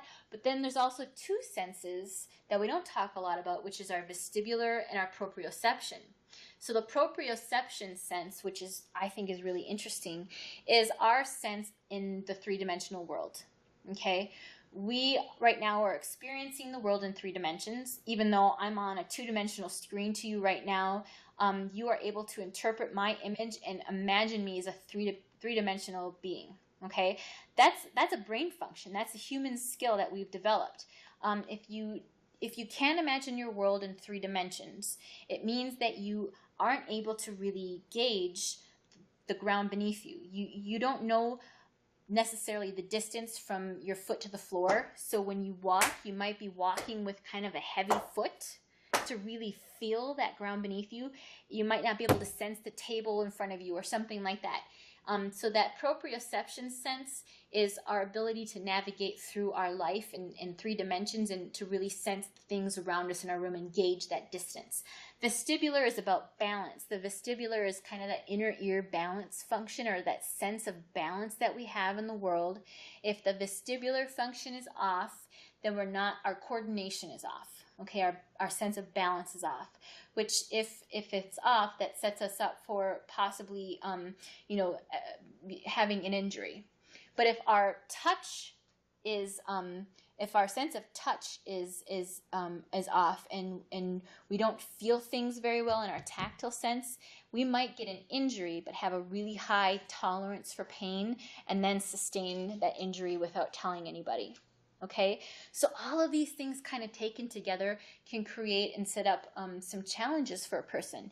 And I'll tell you, if your proprioception is off and you can't sense the world around you very well and you don't know where that ground really is, you become really insecure in your environment, and you want to kind of maybe isolate and not go places, not experience new things at like the playground or on the bus or something like that. And if you're a child who has an expressive language problem and you are fearful in your environment, the way that you know how to express it might be through your behaviors. And it might translate then into aggressive behaviors. You might tantrum, throw yourself on the floor, because you can't say it in language or express it properly in language. And this is the only way you know how to get it out is through maybe your behaviors. Okay, so some of this sensory stuff translates into behavior in a really direct way. So in infancy, when you have an infant who has been prenatally exposed to alcohol, you'll have likely a smaller baby who's really very fussy, who might have a hard time with that sleep-wake cycle, regulating it. Usually babies are able to kind of progress and regulate that. These kids don't have a really good sleep-wake cycle. You might have some, problems with feeding. You might have some really sensitive babies who are really sensitive to light and to sound and things like that. They might be so sensitive to touch that they'll sort of back away from you when you want to hold them. And when you have a child who's sensitive to touch, and the way that we know how to develop positive sort of attachment relationships with kids is by holding and touching, that presents a challenge. And if you're a parent who's maybe a young parent and this is the first child you've ever had, and you're trying to do things for this baby and get them to love you and you love them, and it's all kind of messed up in your mind, and you're like this and the baby's like this, that sets up some reactive attachment problems early on. So in this population, we see sort of a co-occurring reactive attachment disorder, so we'll see some attachment challenges as well. More so presented in some of the kids that are coming over from like some of the Eastern European countries that are being adopted. I know in a lot of the orphanages there, they still have very sterile environments where babies aren't held and played with much, and so we see some reactive attachment issues with those kids too. So when you have a brain injury, that's already setting you up for some social challenges and some sensory challenges. And then on top of that, you have a reactive attachment disorder. We're talking about some really challenging things, some really challenging behaviors and things that take years and years to sort through. So getting that early diagnosis and early intervention is important. In toddlerhood, what we see are beginning signs of that hyperactivity. This is also where some of those emotional regulation pieces come in. Now, toddlers are hyper. Toddlers have really, really like strong feelings and emotions, and they're very self-centered, and that's normal.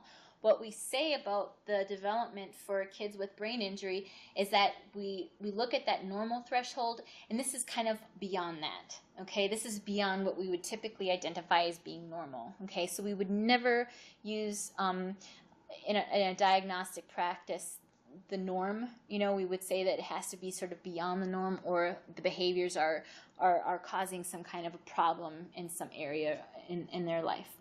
In preschool and kindergarten, it's kind of a carry-on from toddlerhood.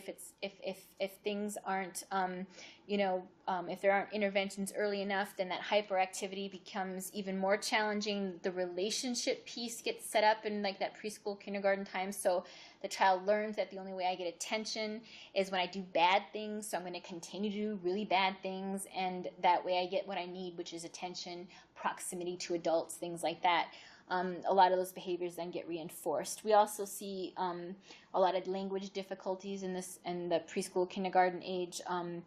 Toileting difficulties are really common. Maybe they'll go a span of a couple weeks and they got it down, and then they regress. Okay, and then also the fine and the gross motor skills become a challenge during this time. In school-age kids, this is where we see a lot of the secondary disabilities emerge. We'll see the early signs of maybe depression, anxiety. We'll see some attention deficit coming out. We'll see oppositional defiant disorder, things like that kind of emerging, those secondary conditions, as well as some learning challenges. Now, the learning challenges don't really occur until maybe they get into 5th or 6th grade, because some of the skills that are being taught move from sort of the concrete, which brain injury kids are concrete learners, into the more abstract around like 5th, 6th grade. And that's when we see a lot of the challenges in school, is when they move from the concrete into the abstract. And then with adolescence, we see a lot of those really emerging mental health disorders, maybe substance use disorders, things like that happening if they don't get early intervention. They have a poor time with their peers.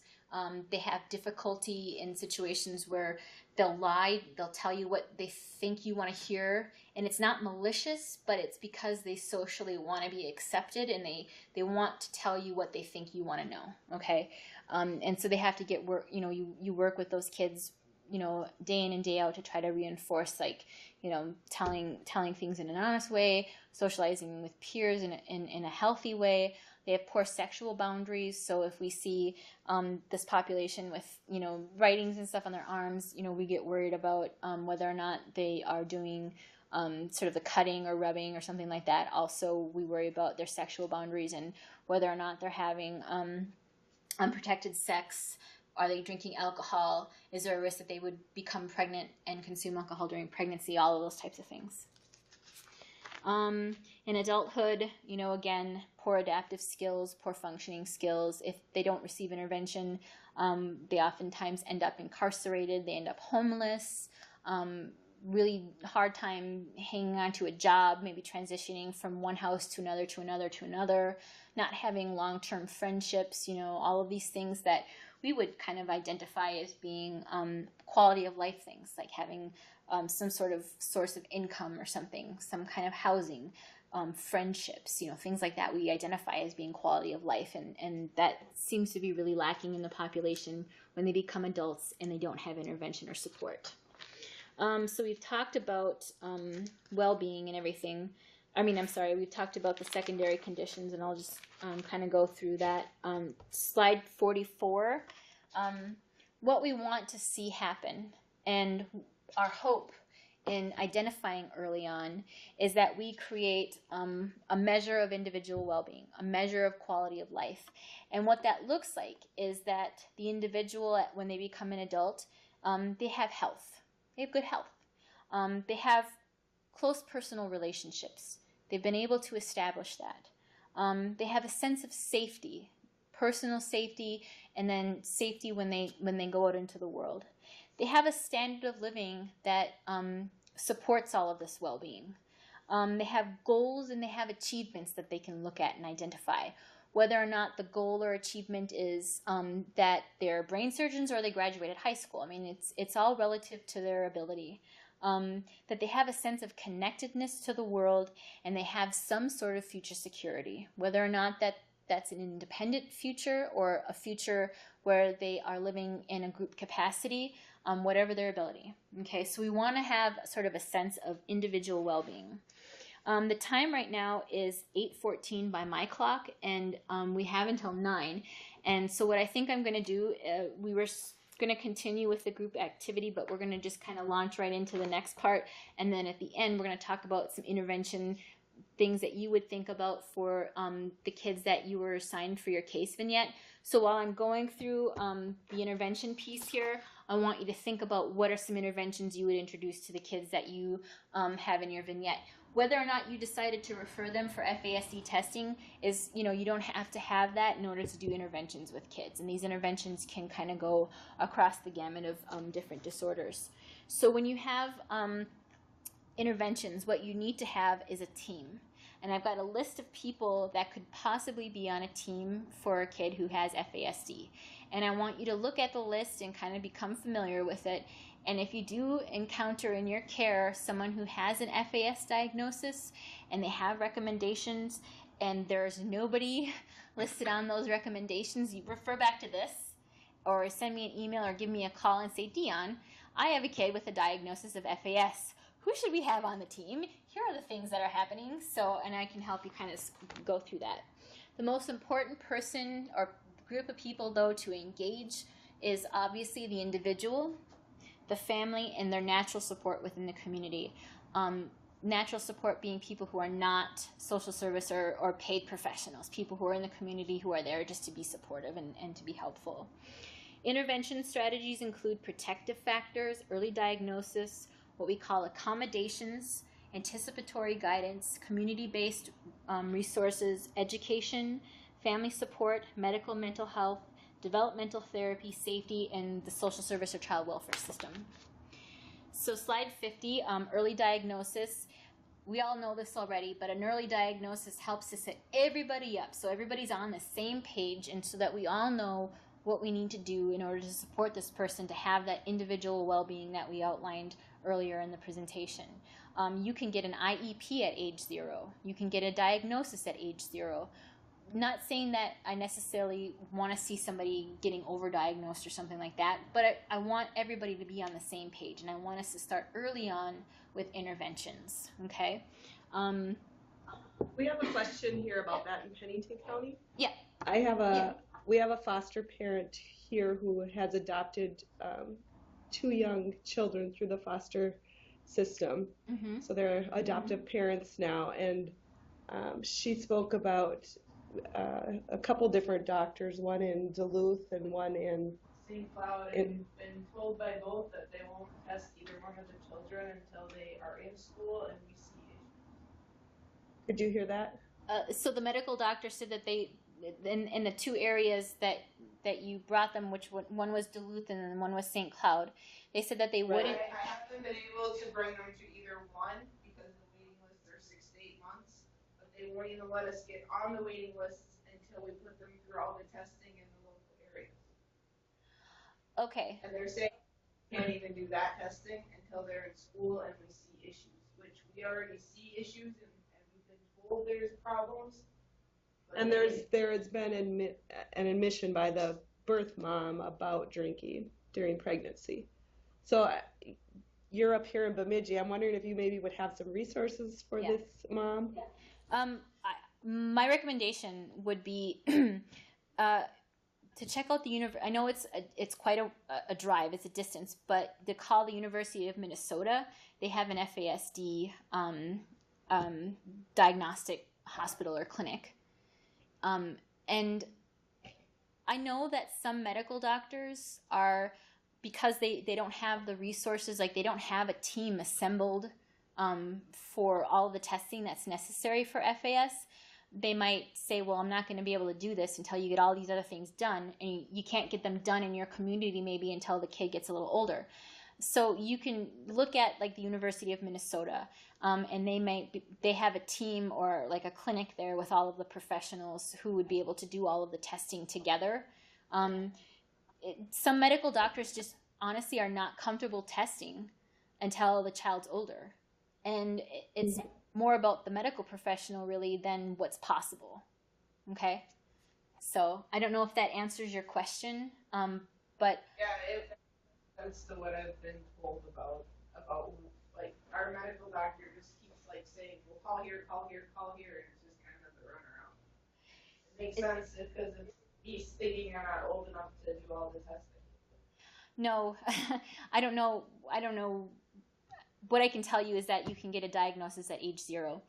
Another place I want to refer you to is MOFAS. You can visit them online. I don't know if you've already done it, but their website is www.mofas, which is MOFAS.org, O-R-G. And they have people you can call, real life people, and they will kind of talk to you about this and walk you through the process a little bit more specifically. But if you want to get services started, you know, you can get them started early on. And even if a kid doesn't have the diagnosis early on, they can still get help through the school system. They can still get early intervention services. Thank you. Thank you. Okay.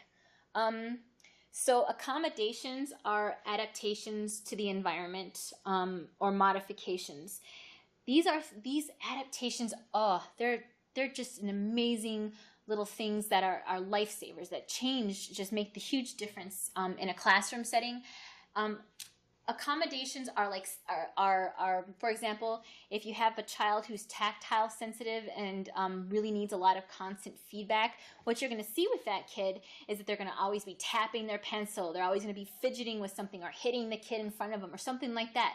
An accommodation to those behaviors would be to give the kid a fidget or some Play-Doh or something that they can then manipulate during class to help reduce the amount of time that they're focusing on the kids and things in front of them, and help get them sort of moving that around in their hands and getting that feedback that they need tactily within their hands or their grasps or something. Accommodations could also mean instead of having a chair that is, you know, not necessarily designed for complete comfort, they can have an exercise ball or something that they can use and move with. You'll find that some of the sensory issues that we see, like if they need that silly putty or whatever, not only help with the amount of fidgeting and things that they're doing around them, but it also helps with like attention. Okay, so small accommodations can have an effect on a lot of different things that we might not even be clued into until after it happens. These are symptoms of larger problems, okay, larger internal problems. These things are symptoms that we're seeing. So accommodations are things like that.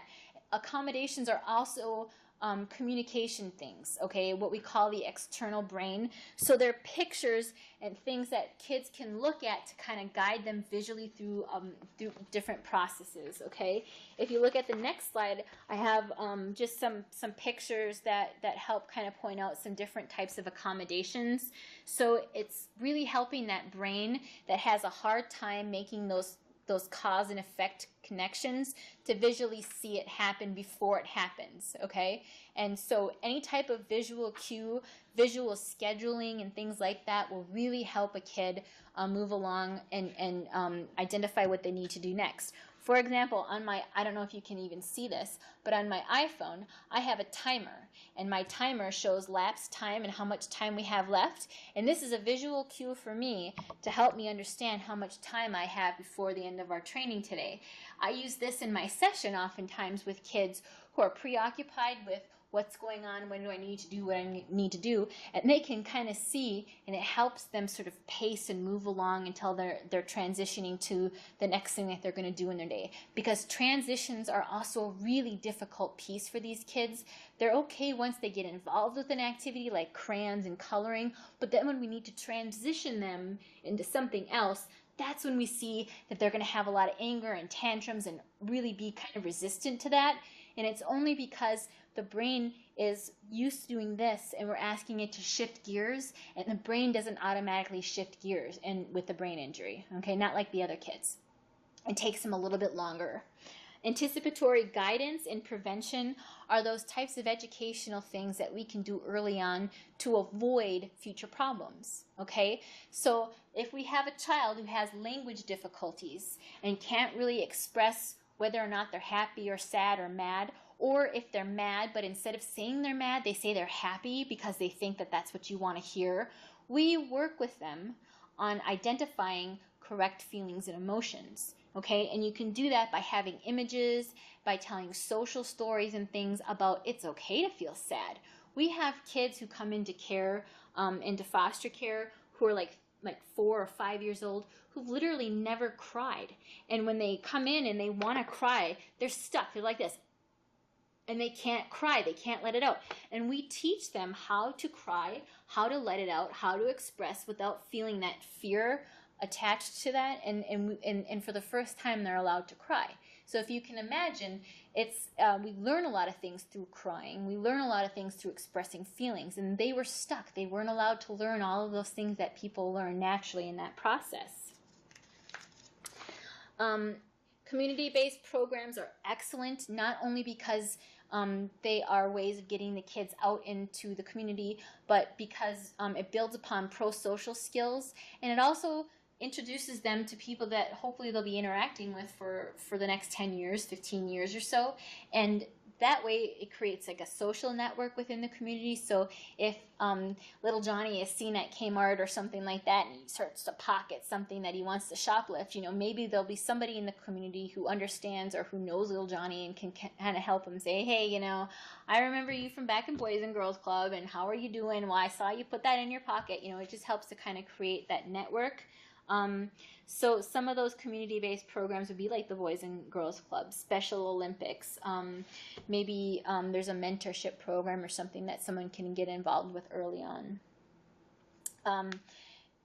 Working with the schools, we're moving on to the educational programs, working with schools closely on establishing services, whether or not it's an IEP, an individualized education plan, or a 504 plan, or something that specifically targets their learning needs and behavioral needs. One of the places that I want to point everybody to for getting some help on those educational services and things is the PACER Center. It's listed here on slide 55. I think you can get to their website at www.pacer.org,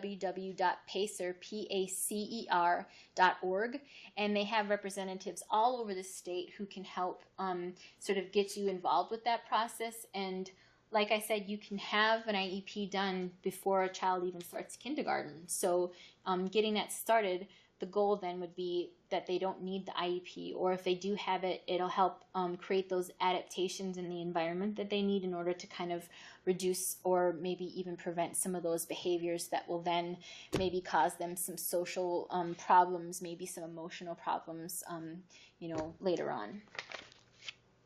Family support resources, the websites, the internet is just a huge resource these days for families. Books, there's all types of information and books for kids who have autism that really translate into kids with fetal alcohol that I think would be helpful. Any type of crafts or arts, anything to engage those gross motor skills, those fine motor skills. Books just giving you ideas, curriculum that give you ideas on how to keep these kids' minds active, exposing them to different textures and different things is really good for that brain, for that healthy brain development. Getting medical specialists involved, maybe having a neurological evaluation. Pennington County, for example, if you don't have a medical doctor who will be willing to do the FAS testing, you might want to get a neuropsych done instead. See a neurologist, someone who can help kind of understand what's going on in that brain and what can we do to, because the bottom line is that you want to be able to work with the child and with their strengths, and to identify what it is that they're going to need in order to have lifelong learning and a good quality of life. So you might want to get involved with a neurologist. There's vision and hearing challenges that are strongly associated with FAS. So maybe they're having some hearing deficits, or they can't see and it's not diagnosed, or nobody knows it, and so they have behaviors because they don't know what's going on. They can't see. Those things are also really common. Mental health services, individual counseling and family counseling.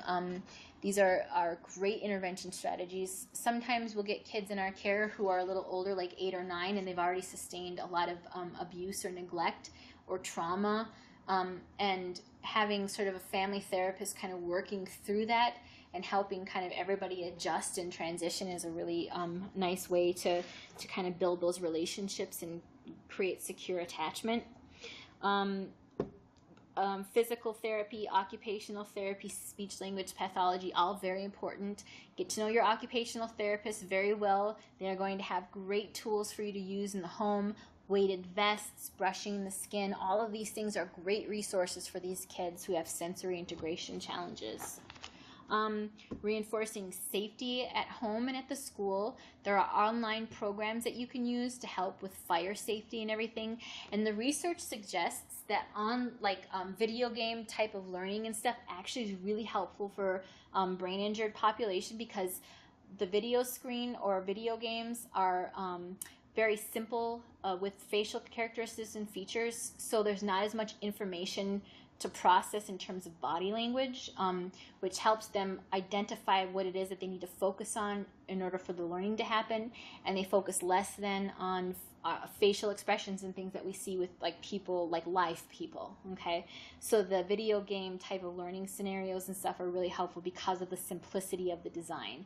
It helps those kids really identify the information that they need to pay attention to, as opposed to all of the stuff that ends up coming in when it's real life. Some alternative approaches. Nutrition is a huge deal. Kids who have brain injury don't respond well to caffeine. They don't respond well to sugar. They don't respond very well to really simple carb foods.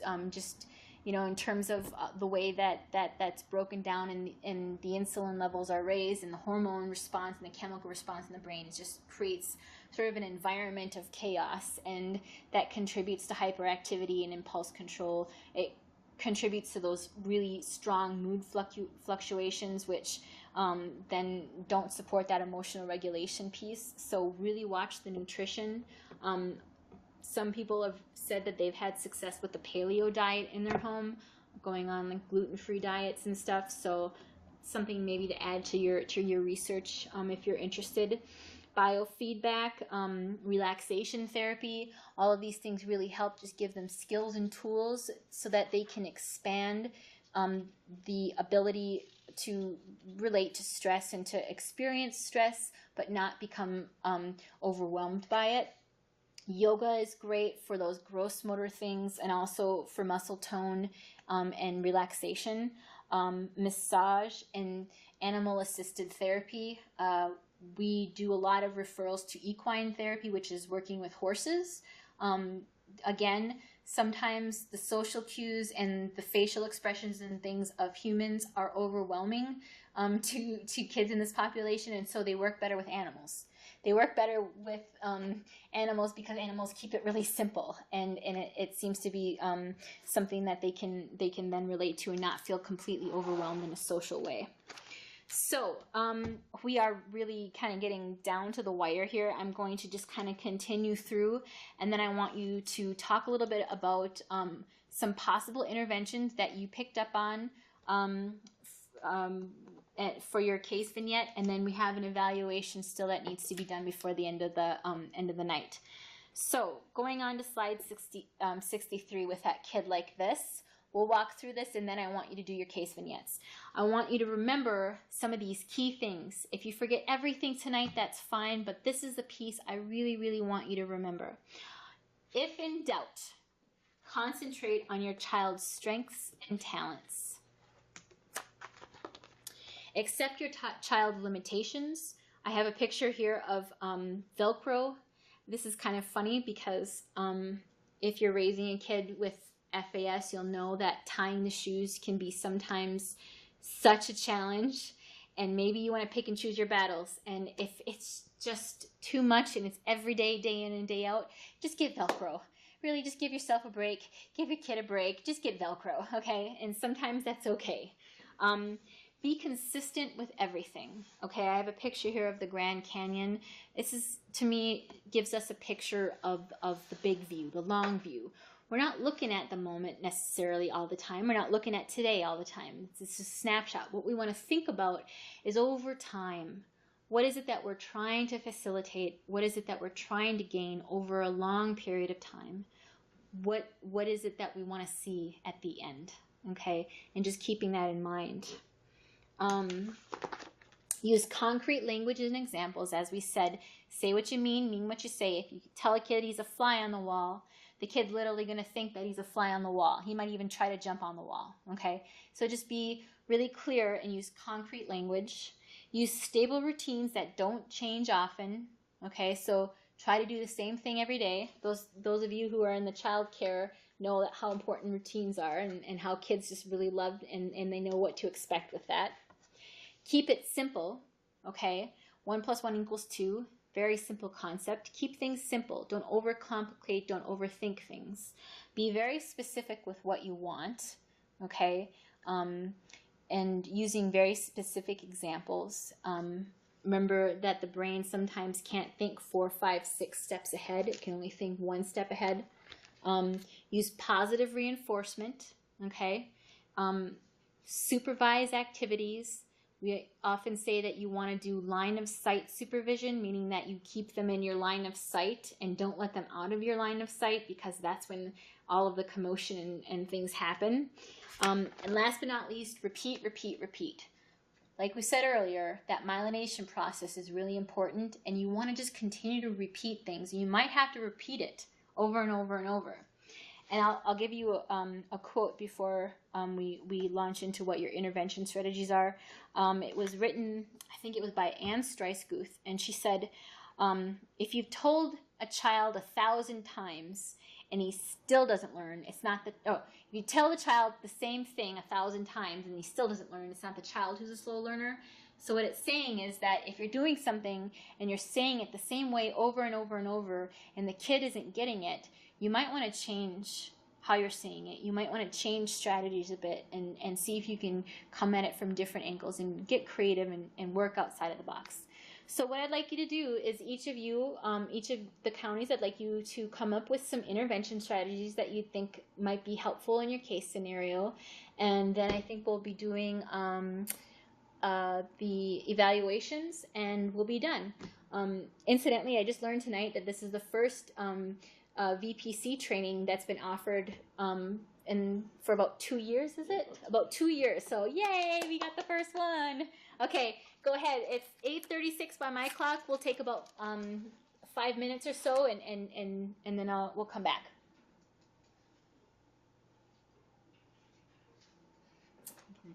Maybe.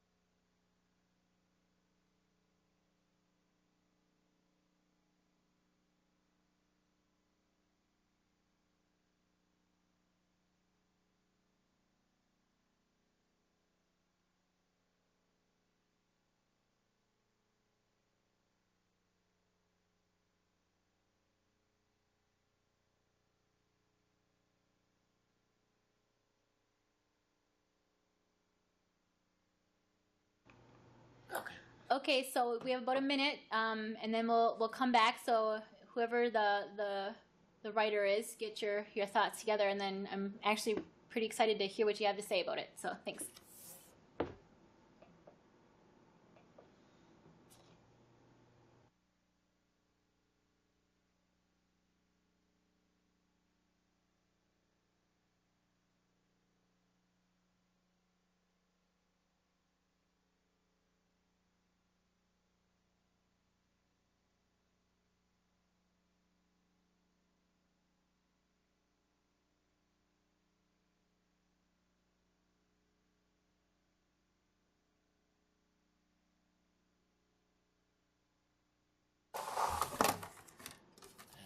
Okay, welcome back. So who would like to go first with their intervention strategies?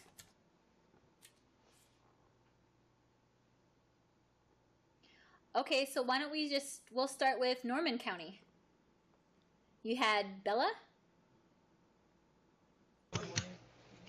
Yeah, we're Hi, here. this is Norman County. Hi.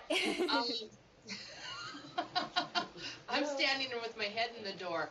So, the intervention strategies was education, like what's going on right now, too.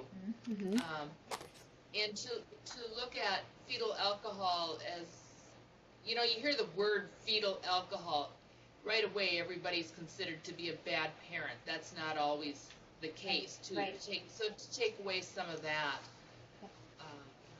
as well as, I have daycare providers here, and we were talking about what they can do. And, I talked about that it's really building a rapport with the parents, mentoring with them, and, it's a real slow process, but that's the process that usually sticks, is the one that goes slow, just like losing weight. So,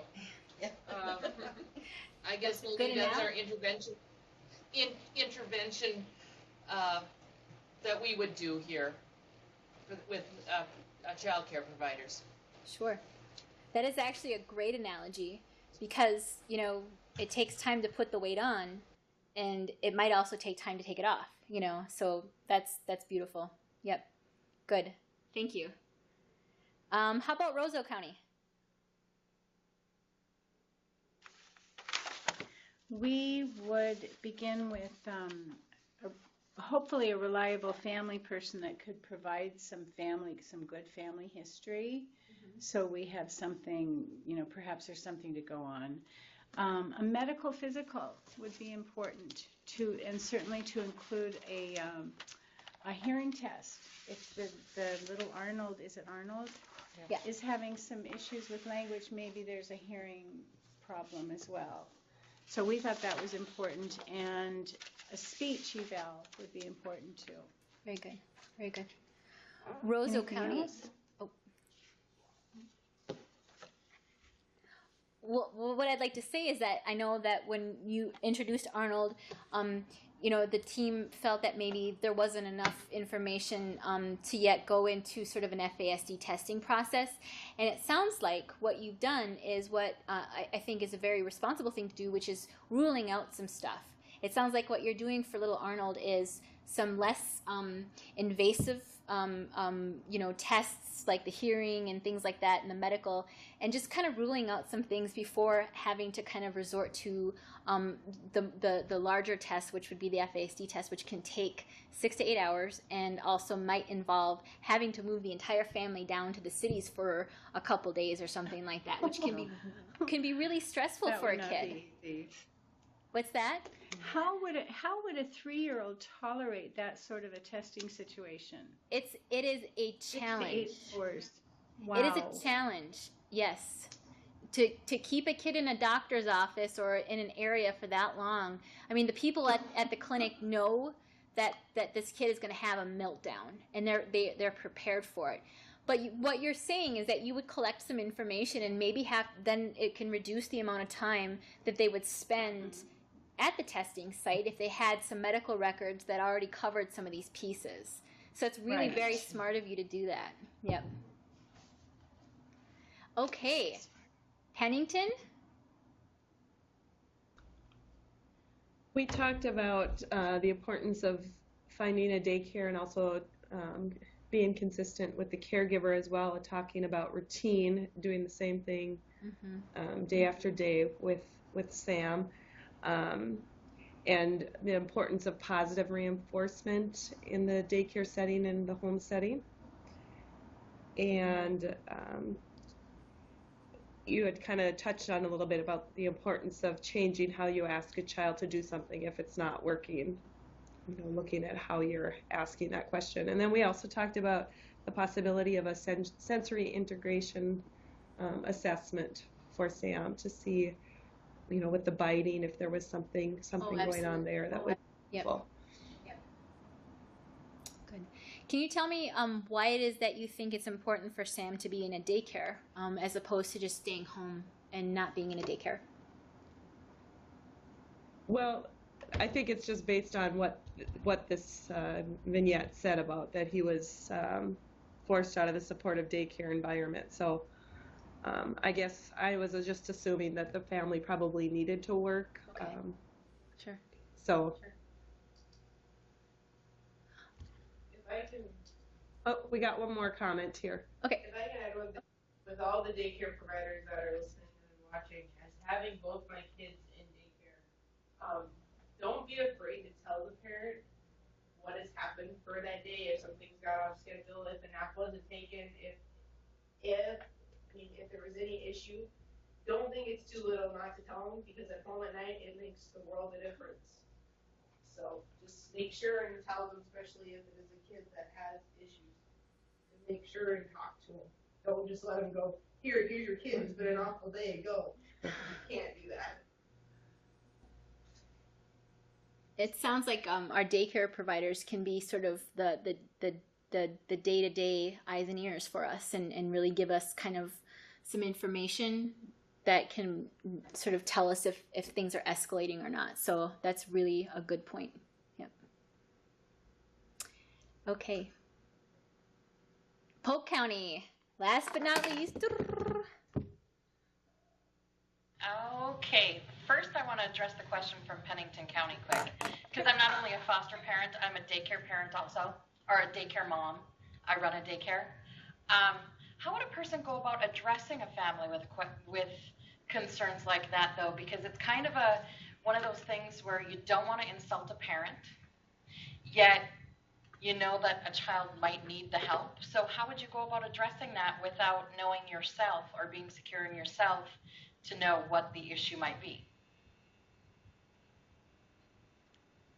Because you don't want to insult the parents. Yeah, actually, my mom's sitting here, and that's who does our daycare. I'm fortunate there, but for having my kids in another daycare for some time when we first got them, it was the questions I asked every day, and some days she just wouldn't take the time to answer me. And those questions that you see being asked every day are the ones that matter the most to that parent. And if there's something else that you think that you might want to tell them, just say, hey, look, there's something that we need to talk about, and try to tell them. And there was even a time at my other daycare where she wanted me to do a checklist so that she could mark off if there was naps taken or whatever, and have a folder in their backpack. That wasn't an issue for me, because it helped me understand when they come home at night what had happened.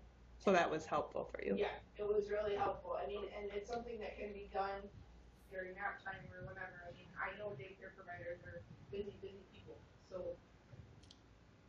And honesty, I think, is. Yeah, honesty is the biggest thing. I have something to add to that. Parent, right? Yeah. So she kind of addressed how you would approach a parent that Well, you're I am a facing. parent now. Yeah. Yeah. Yeah.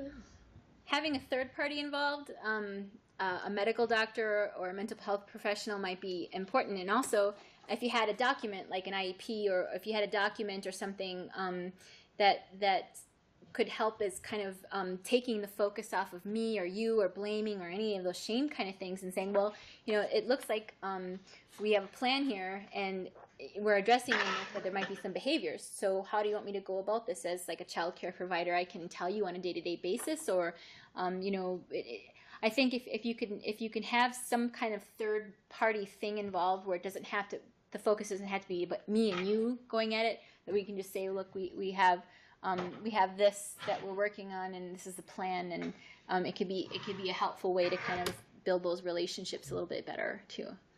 I think someone else said like a checklist, and Okay, thank you. Okay, now to Audrey. First, since she hasn't been diagnosed, make sure she gets a diagnosis. Okay. And then make sure she has a good core team of school personnel, doctors, family members, community members that all know and can help her learn the things that she needs to learn. Stabilize her environment since she has been removed from her home. Make sure that there's no sudden changes in her family life, where she lives, stuff like that. Good. Try sensory items since the problems are in school, where she has the aggression issues and stuff like that, and the inability to listen. Maybe try exercise. Yes. To get rid of some of that excess energy throughout the day, and try maybe switching up diet and therapeutic ideas to see what helps her. Very good. Well, I like that the approaches that I'm hearing. It seems that everybody's kind of taking the most simple and basic things that can be done in the environment and in terms of those relationships and strengthening that, and then sort of working your way out to the more complex things, and that's a really good strategy to take, keeping it simple and starting with what you can do now and what you can address now, and then building out from there. So it sounds like our kids are going to be just fine with all these interventions and support and everything like that. Are there any other questions before we get to the evaluations? Okay. Well, I thank you guys so much. I know that it's late, and by this time of night, everybody's kind of like, oh, I'm tired, and it's a lot of information to kind of retain for an evening. But I think my email address might be available. I'm not sure if it's in the bio or not, but you can contact your site coordinator, and they can let you know my email address if you have any further questions, or if you need just some help on approaching different things. Please feel free to email me, not a problem. So thank you very much, and I'll let you do your evaluations.